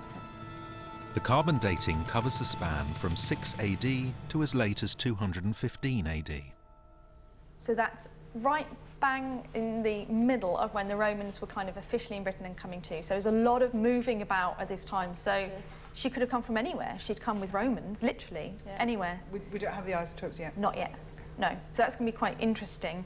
And we don't have the DNA yet either. So that's the first actual kind of hard scientific evidence we've had come back in. And it agrees with exactly what we'd been expecting anyway. We like it when things agree. Yeah. Not everybody does, but we like it when it agrees. Yeah. Yeah, makes me feel comfortable. Yes.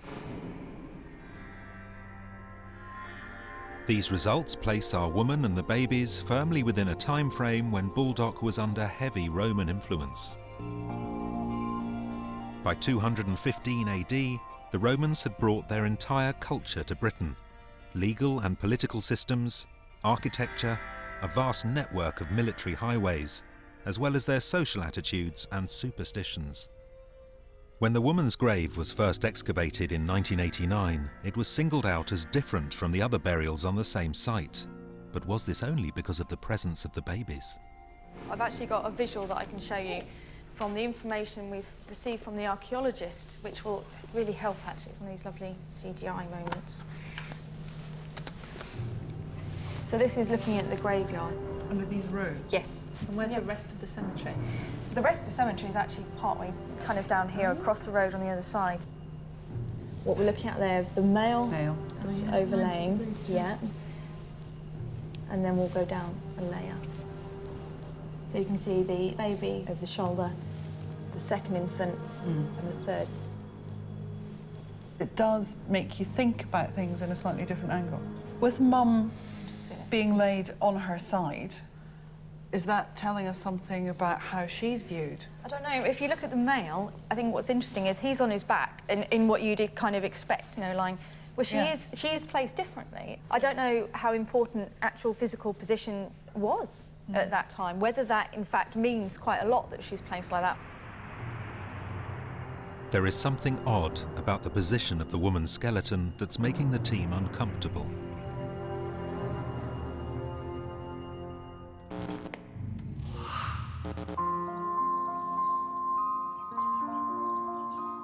Xanthi returns to Baldock to discuss the burial site in more detail with archaeologist Keith. So we're going to have a look at some of the images now, aren't we, from the actual grave? Yes. I'm quite looking forward to seeing these. I think they're going to be quite intriguing. So there she is, Oh, right. laid out in the grave. This looks unusual to me by the fact that I would expect, you correct me if I'm wrong, just to be lying on her back.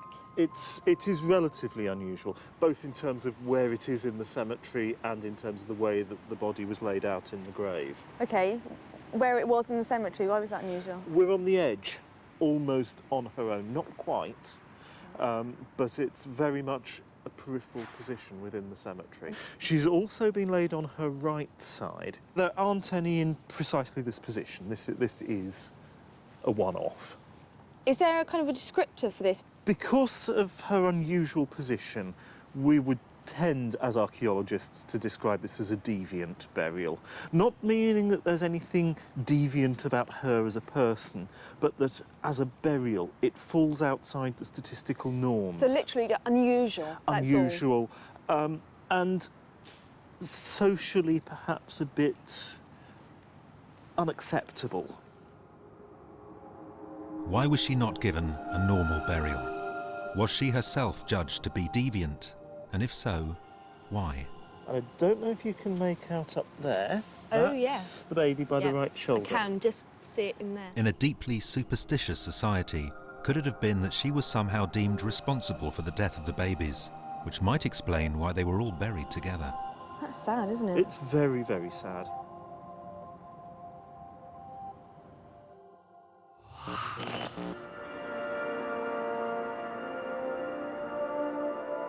A key part of the woman's physical profile will be provided by Caroline's facial reconstruction. Quite a strong brow for a woman. And the good news is we've got some nasal bones, which means that we can predict how much her nose projects. There we go, so that fits there between the orbits. Caroline always begins with a close examination of the skull parts, especially complex in this case, given how old and fragmentary the bones are. It's quite useful to be able to slot some of the pieces together before we scan them. When you do it by hand, you can feel how they slot together as well as see. The mandible is quite square chin, square jaw, so quite a masculine-looking woman, not typically female. She captures the fractured pieces using a 3D laser scanner, as the skull will be reassembled in the computer. It will take several weeks to bring the face of this woman back into view. But will it turn out to be the face of a social outcast?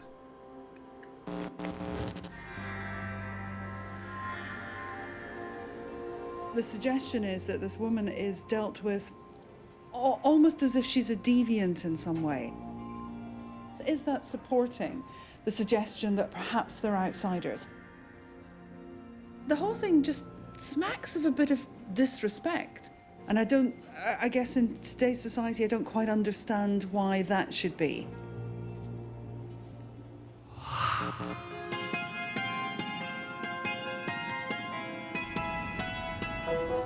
To find out more about whether our woman was considered different, Xanthi travels to London to meet Alison Taylor, an authority on deviant burial in Roman Britain. Hi. Can you tell me a little bit about deviant burials and what that means I'm presuming she's Roman period anyway. Right, yeah. Looking at what we call the deviant burial, might have been someone that they were a bit worried about. Worried about? Somebody who they may think the spirit would have walked and caused damage, somebody who was a bit outside the normal so something for some reason. So somebody whose ghost you might fear for some reason, maybe just because that person was very unfortunate. And Alison knows of some bizarre attempts to stop people coming back from the dead. This one looks a bit odd. Yeah. This one has her legs are resting on a horse's head. I wondered what that was. There you go. And then her legs are actually placed on top. On top. But Alison believes deviant burials from Romano-British times took two main forms. The first, decapitation. Quite a number of people did lose their head.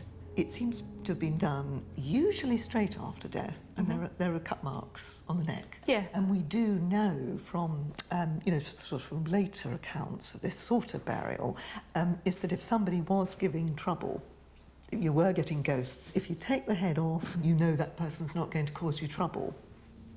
And the second main type was known as a prone burial. There's a very long tradition of that being seen as very disapproving. Get that in lots of different cultures, lots of different periods of history, right through the Middle Ages, that can be done to certain people. It seems that what they really don't want is this person getting out of the grave to go and cause trouble haunting. So if you're buried face down, if you do come back to life and you want to get out, all you will do is go deeper down. This would seem to match our woman. What does Alison make of her burial position? She's obviously highly unusual, but I would say that this would not classify as a deviant burial. Really? In any of the normal classifications. But she's kind of leaning forward, but you don't think that's a deviant action? Well, it's not face down. No. She's buried on her side, and her legs are slightly bent.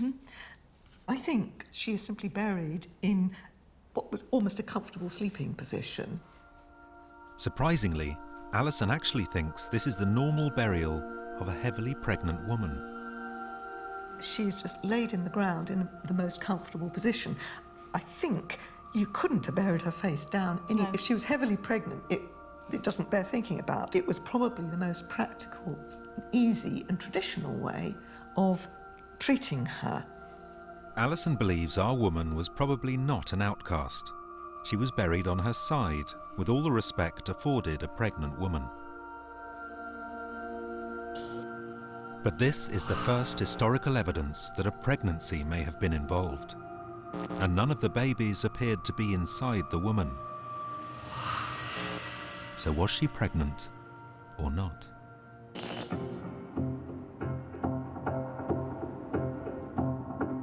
Back in Dundee, Sue looks for clarification from the bones. One of the questions often asked is, are there indicators on a skeleton of a woman who's been pregnant? Is there anything left behind? Of course, most of the changes are soft tissue changes. We used to say that if you can see that groove there in one area of the pelvis, so this is at the back of the pelvis, we used to say that's an indication the person's been pregnant. We've completely thrown that out the window, but it would make an awfully nice story if we could say, just because that's there, we know she was pregnant, and that's not the case. So it would be awfully nice if we had something on here that said, oh yes, there's a clear indication this was going to be her 24th pregnancy. There's nothing. The mother gives no clue, but what of the babies themselves? Maximum length. But of course, when you have multiple pregnancies, often the babies are a little bit smaller. It's term, 40 weeks, it's a newborn baby. These three babies are aged around the time they would have been born, making it highly likely this is a mother and her three babies. Astonishingly, as they're also all of a similar size, it's probable they were from the same pregnancy, making them triplets. Only the DNA results will be able to prove this beyond doubt, but it brings the bones alive for Sue. Those are 3 full-term babies. These have gone to their full duration, maybe not quite 40 weeks, but close. And if you imagine the connotations that has for her, being a little woman, not of a very young age, carrying 3 full-term babies, the implications for her and for the people around her, that's a huge story.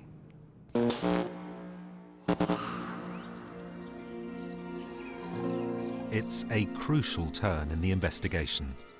This could be the oldest archaeological evidence of triplets ever discovered. To find out more, the team must now shift its focus and view this as a multiple pregnancy. only 1 in 80 pregnancies is with twins, and only 1 in 8,000 is with triplets. In ancient Rome, successful multiple births surviving to adulthood were generally seen as a good omen and became part of mythology, like the twins Romulus and Remus who founded Rome. And there was even a heroic set of legendary triplets, the Herati, known as the champions of Rome.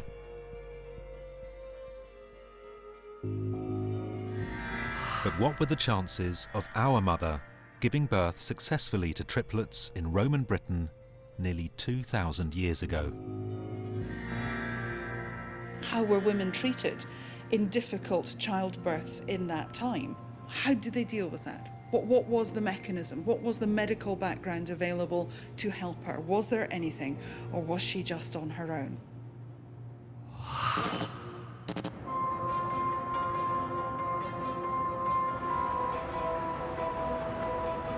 Xanthi travels to the British Museum in London to meet curator Ralph Jackson, a leading expert in ancient Roman medicine. What kind of level of understanding do they have of the anatomy?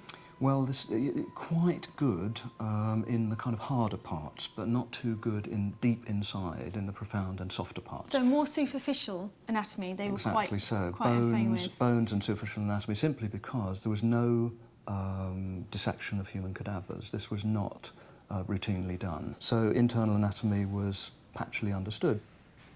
Ralph has a wide array of surgical tools used during Roman times.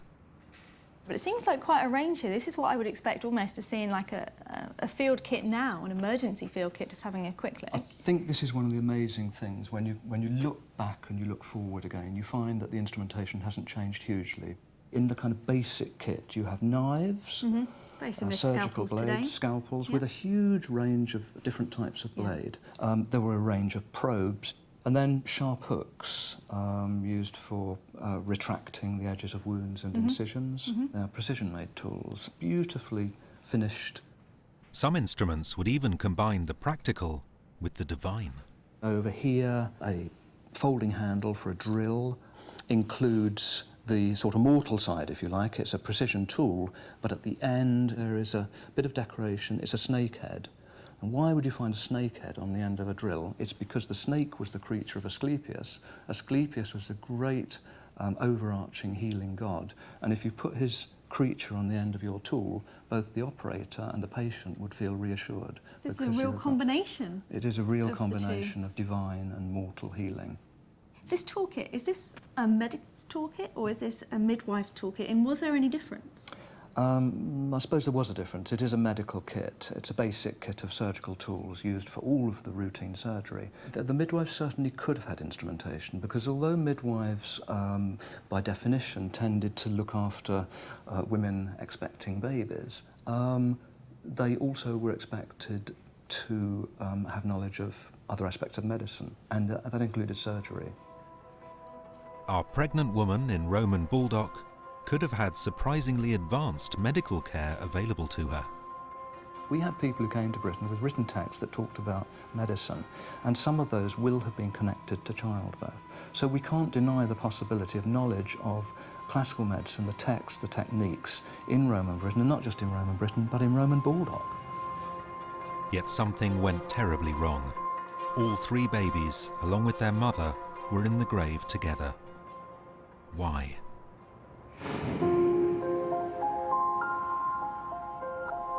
In Dundee, Caroline has now reassembled the skull of our 4'11" woman.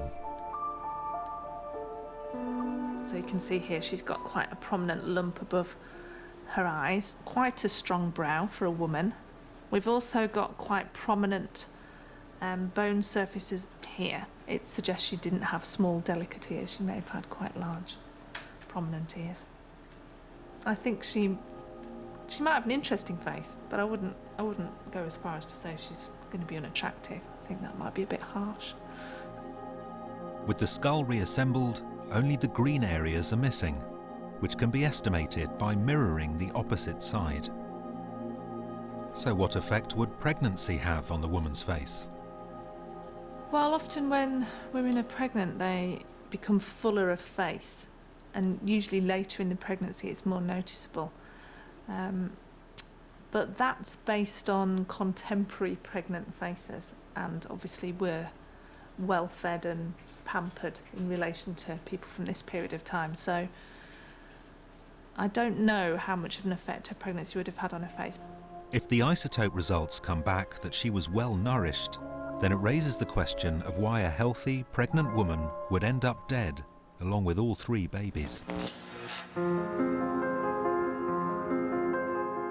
The team now hunts for clues in the baby's burial positions. The larger baby that was... When excavated, 1 baby was found underneath the woman, 1 between her legs, and 1 near her shoulder. It doesn't look so much disrespectful as Careless. to me, yeah. Rushed, careless. Oh, I don't know. I don't know. I think it I depends. just don't like that. I don't like a baby up on her shoulder, because you wouldn't bury somebody with a baby there. No. You just wouldn't. I think that's an afterthought. It's just an odd placement. One of the babies was found at her shoulder, and I don't quite understand why you would do that. You would think if you were burying a mother with her baby, it might be across her chest, it might be in her arms. There's almost an element of discarding. Is there a cause of death that could explain why all 3 babies ended up dead and appear to be almost discarded?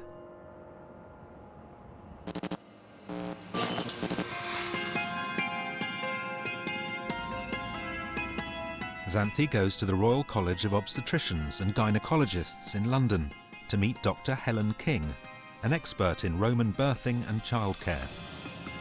Helen. Hello.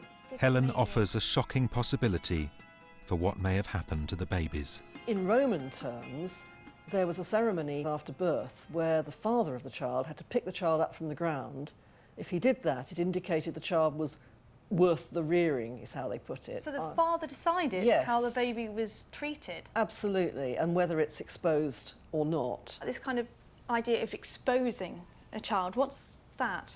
Well, exposure means that you leave the child to die after it's been born. And I think, although it sounds pretty weird to us, I think in Greek and Roman terms, that's just really a very late abortion. That's basically infanticide if you just abandon a child. In our terms, yes, it is. As far as they're concerned, at least you found out what you've got. You found out the gender of the child, whether it's healthy. Oh, so physical disability. That's right. But also, interestingly, how the pregnancy went. And if the pregnancy was a healthy one, then that's more likely that the child's worth rearing. It's possible 1 or even more of the babies could have been the victims of infanticide, their bodies just dumped in the grave. But Helen knows of certain Roman birthing techniques that could also have been responsible for the babies' deaths. Do you know what that is? Well, my imagination is telling me nothing good. It looks pretty vicious. It's vicious. That is for perforating the skull. To kill the baby. It would kill the baby, certainly, but it would also release the material inside the skull. And what you're trying to do is reduce the contents of the skull. So you'd kind of pierce the skull through the little soft part, kind of mash the brain around. That's the sort of thing.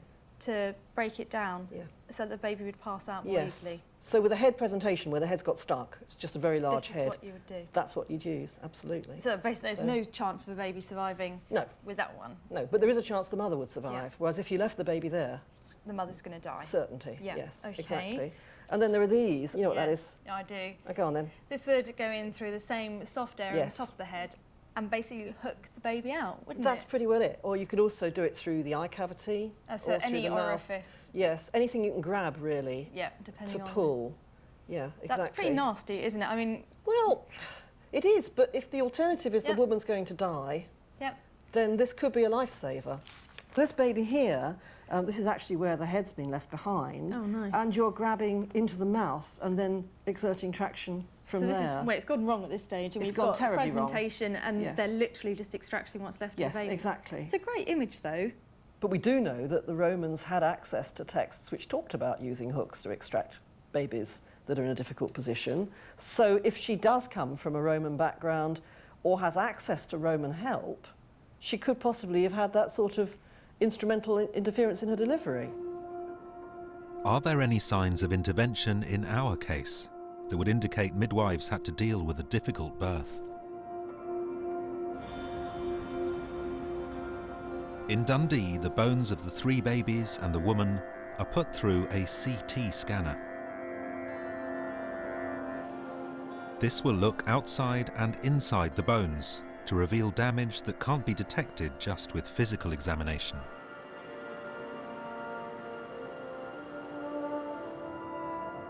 Sue then analyses the results with her colleague, Ruse. First, they look at the female's scans. The pelvis is like a basin, and it's a basin that's wide at the top and narrow at the bottom. What we haven't got intact is the bottom end. I don't think there's enough. So she's not going to tell us. The female's bones are strong and healthy, but show no signs of intervention. What of the babies? But you see, the trouble is there's no skull there. There's really nothing. It's tantalising, isn't it? There's nothing that suggests really there's anything going on there. We can't tell from this that she's had any obstetric assistance of any kind. Again, there are no marks on the bones to indicate use of Roman instruments or medical assistance. There's no evidence on the remains of the babies of trauma of any kind that might be associated with somebody trying to assist the birthing process. So mum's not helping us with the birthing process. The babies aren't helping us with the birthing process. It's a frustrating situation.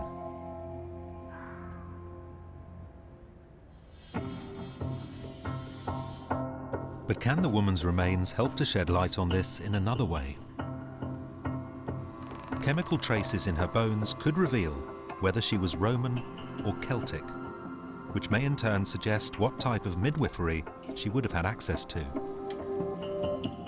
The results of the stable isotope analysis are now back. We don't know the genetic relationship yet. We're kind of obviously postulating the babies are hers. But I do have the isotopic results. So it's going to tell us about their diet, their provenance. So this is really all hinging on, are they Roman or are they local or what? Because that's going to have a massive impact on the whole case. Her diet is standard terrestrial, very low marine, which is exactly what you'd expect for around that area. So it's unexciting, but it does pin it down. A mixed diet. Yep, presumably with bit of marine, bit of fish, bit of grain. Yeah, but mostly like the grain element, very minimal kind of marine. In terms of where she came from, geographical banding is looking at southern England and through to the central western area. Again, it corresponds with Baldock. So in terms of diet and provenancing, she's local. If our woman was from a local tribe without access to Roman medicine, it was far more likely she would have had to try and give birth without intervention.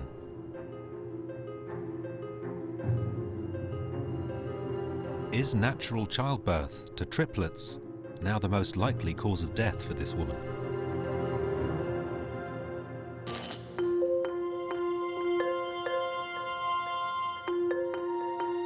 To find out just how dangerous it is to try and give birth to triplets naturally, Xanthi goes to Queen Charlotte's Maternity Hospital in London, which deals with more multiple births than anywhere else in the country.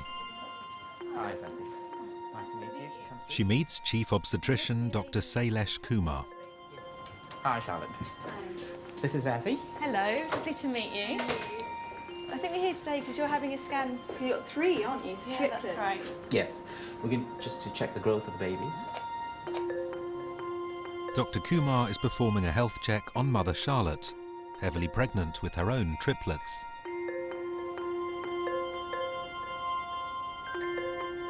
How far along are you? 25 weeks and a few days. Triplets grow at the same rate as a single baby, putting much more pressure on the womb.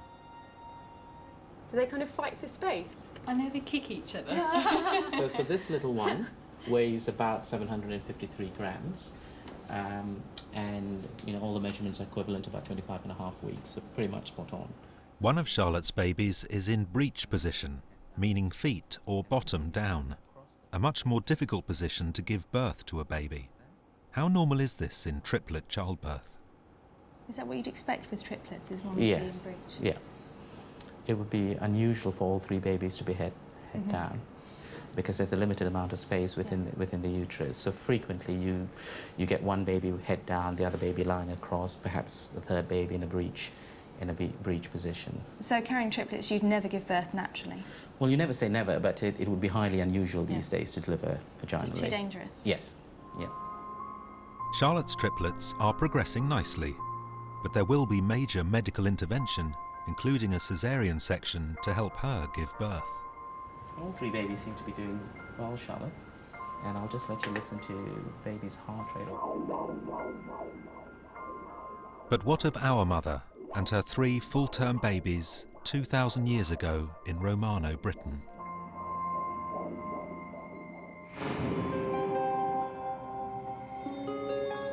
In Dundee, Sue has gone back to the bones for one final examination. One of the babies becoming stuck in the birth canal, known as breech position, is the biggest threat to life in triple births. Yet, according to their positions in the grave, none of our babies were found in the birth canal. So the overlays that Zant showed us in the briefing that came from the archaeologist are here, and if we just have a quick look at those. This is mum laid out in the burial outline. If you put the babies then, the rough position of the babies, the first one is sitting here towards her shoulder.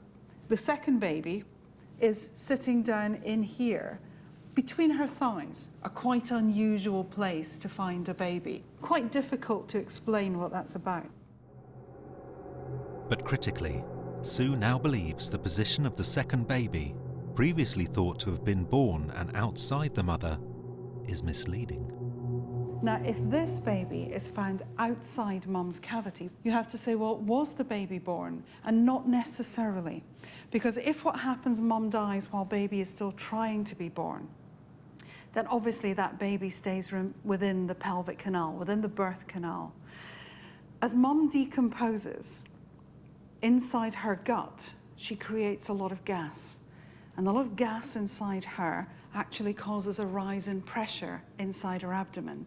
And she can expel the baby after she's dead because of the rise in gases. But because the baby's decomposing as well, it's much easier now for it to get through the birth canal as well. So that this found outside mum doesn't mean that when she died, it was outside mum. If the baby was stuck in the birth canal, only to be expelled through what's called a coffin birth, this could explain how that baby and the mother died. And there's another revelation. Sue believes that baby number 3 was not found merely under the mother, it was still in the womb when it died. This little person here, nobody ever knew it existed. Because this one was still waiting to be born. This one was still in the queue. This is their secret child. She wouldn't have known it was there. We're the only ones that know that this baby existed. And the breech birth that killed the mother and 2 of the babies could also have indirectly led to the death of the baby that was born, found on the mother's shoulder. If she'd already had one of the babies, that baby would have survived her. But of course, if there isn't anyone to feed that baby, then that could have been an extra problem. But also babies who aren't with mum are in a very, very dangerous position. Even if this baby was born alive, without its mother, perhaps the odds were against its survival, which might explain why it too ended up in the grave along with its siblings. So all 4 deaths could have come from one breech birth. And Sue has an astonishing X-ray from the 1950s that graphically illustrates exactly how a breech birth could have had such fatal consequences. It's a full-term fetus. So there's the baby's head. There's the baby's vertebral column coming down there. There's its leg, or one of its legs, sitting up there with a foot up here. Babies don't bend well in the middle, they really don't. that width isn't going to go through there. There's no space in there. And there isn't, and that's just with one that's gone to full term. Now you imagine you've given birth to one already, head down and off it's gone. You've still got this one in here in this kind of a position, and there's a third one in line still waiting to come out. Well, she's not going to do it. So that she's going to spend 2-3 days in labour, desperately trying to push out, getting weaker and weaker the whole time, and eventually she's going to die. And as a result, all of them, all 4 of them, have died. It's a tragic scenario. But until the DNA shows beyond doubt that the babies actually belong to the woman, it remains unproven.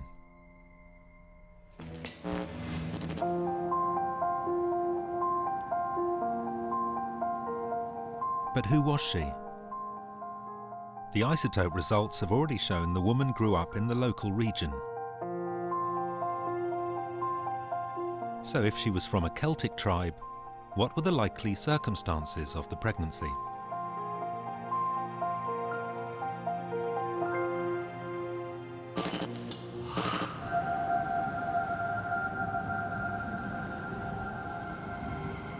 Xanthi goes to the bathhouse at Segadunum near Newcastle to meet historian Lindsay Allison-Jones, an expert on the lives of women in Romano Britain.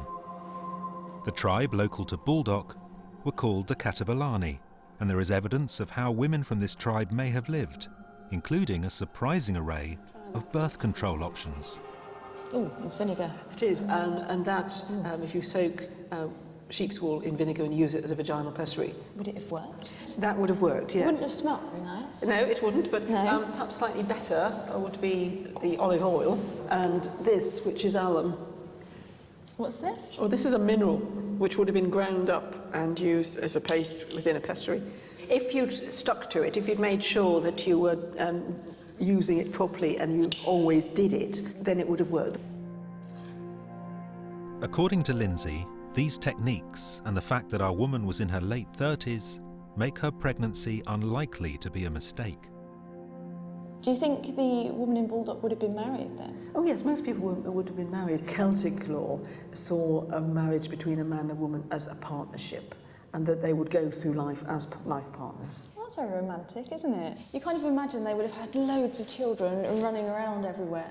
No, what is very interesting about life in Roman Britain is that the evidence suggests that they are controlling the size of their families, and most families are having just 2, max 3 children. Would it have been a shock, do you think, because she's that much older to be a mother?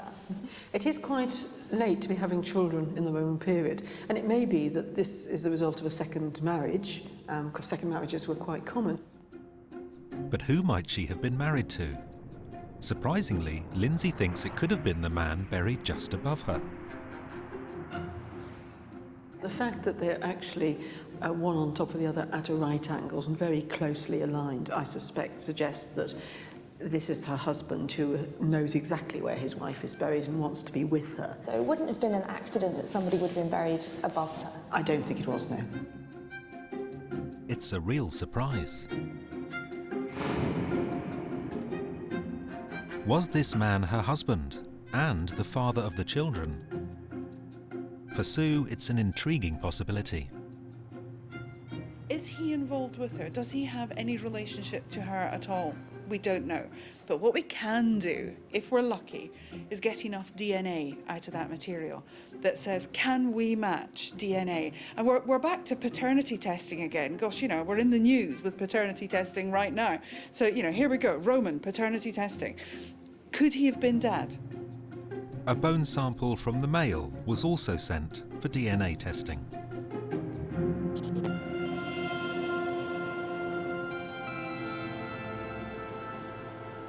Meanwhile, Caroline is close to discovering what our woman may have looked like. You can start to see her face developing in terms of the overall position of the features and the overall shape. And because she had a normal, healthy diet, that doesn't suggest that she was emaciated. So we're keeping her at normal stature. Because of her pregnancy, she may have had a slightly fuller face, but she's already got quite a square, rounded cheek look to her anyway. I think she might have a really interesting end product face here.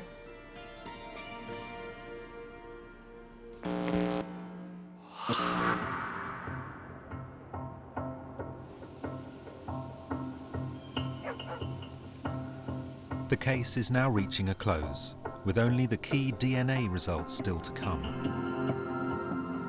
The team goes back to where the bones were found in Baldock to reveal the details of their investigation to the local community.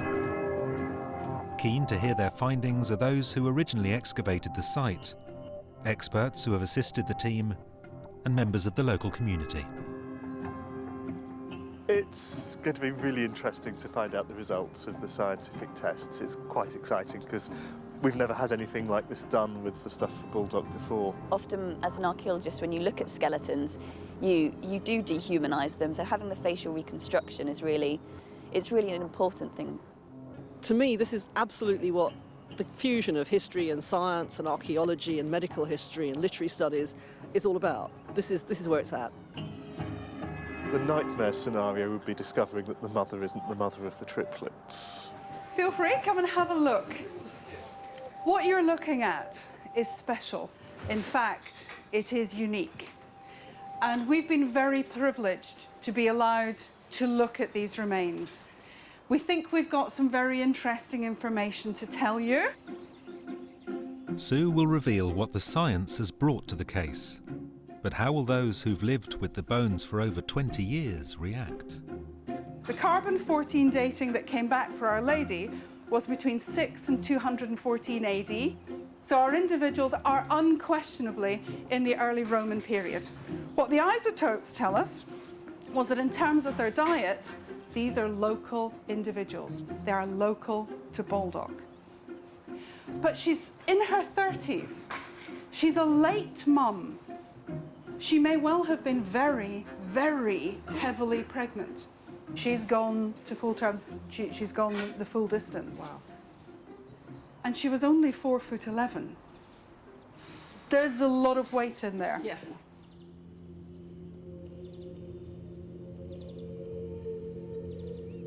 But what of the DNA? Will these final scientific results prove a familial link between the woman and the babies? There's good news and there's bad with DNA. I have to admit, looking at the quality of this, we said on the day, chances of getting DNA out of this are extremely slim, which just shows how much we don't know. The DNA from baby 2 matches with the DNA from baby 3, which matches with mum. We couldn't get any DNA out of baby 1, which is just so unfair. But what's the chance that that baby doesn't belong? It's highly unlikely. It's got to belong to her. The woman was indeed the mother of the babies, but was the man the father? So, paternity testing? I couldn't get any DNA out of it. I'm so sorry. It's a remarkable story of a mother's struggle to give birth to triplets 2,000 years ago. It's about the journey that she has gone through in an event that most of us take for granted will result in something that is terribly happy and terribly natural and will be just fine at the end because that's what we're used to. Her story isn't quite as successful, but it is incredibly important. Finally, it falls to Caroline to reveal the mother's face.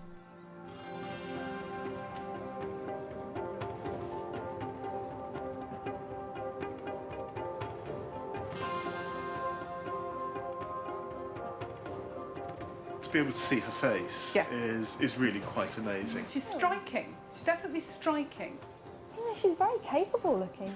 The face of a good childbearer. You heard it here. I like her though. There's something engaging about her. But her story's complete. And in the completion of her story, then it's the closure of the case. And I think that we've gone as far as we can. I'm thrilled. Getting those results is just amazing. It couldn't have been better. She couldn't survive that with the sorts of conditions she was living in, with the sorts of help that was available to her, and that's very striking. It sort of rounds off a story that was started 20 years ago, and a mystery and an enigma, and it's given us a vast new amount of information. I think that's great. This case started with a skeleton assumed to be a social outcast, maybe the victim of a suspicious death. But it's ended with the profile of a local, healthy, and probably married woman. Strong enough to carry 3 babies to term, but in the end the victim of a simple human tragedy. Pregnant with triplets in a time when the odds of surviving were stacked against her. These extraordinary bones will now be handed back to the community. The only ever recorded case of Romano-British triplets is now closed. It is a sad case, but boy is she important when it comes to recording how we handled these kind of multiple births. And that story has come from the remains. So we feel very privileged to just have the temporary custodianship of them so that we can work with them. From this point forward, her story will be remembered.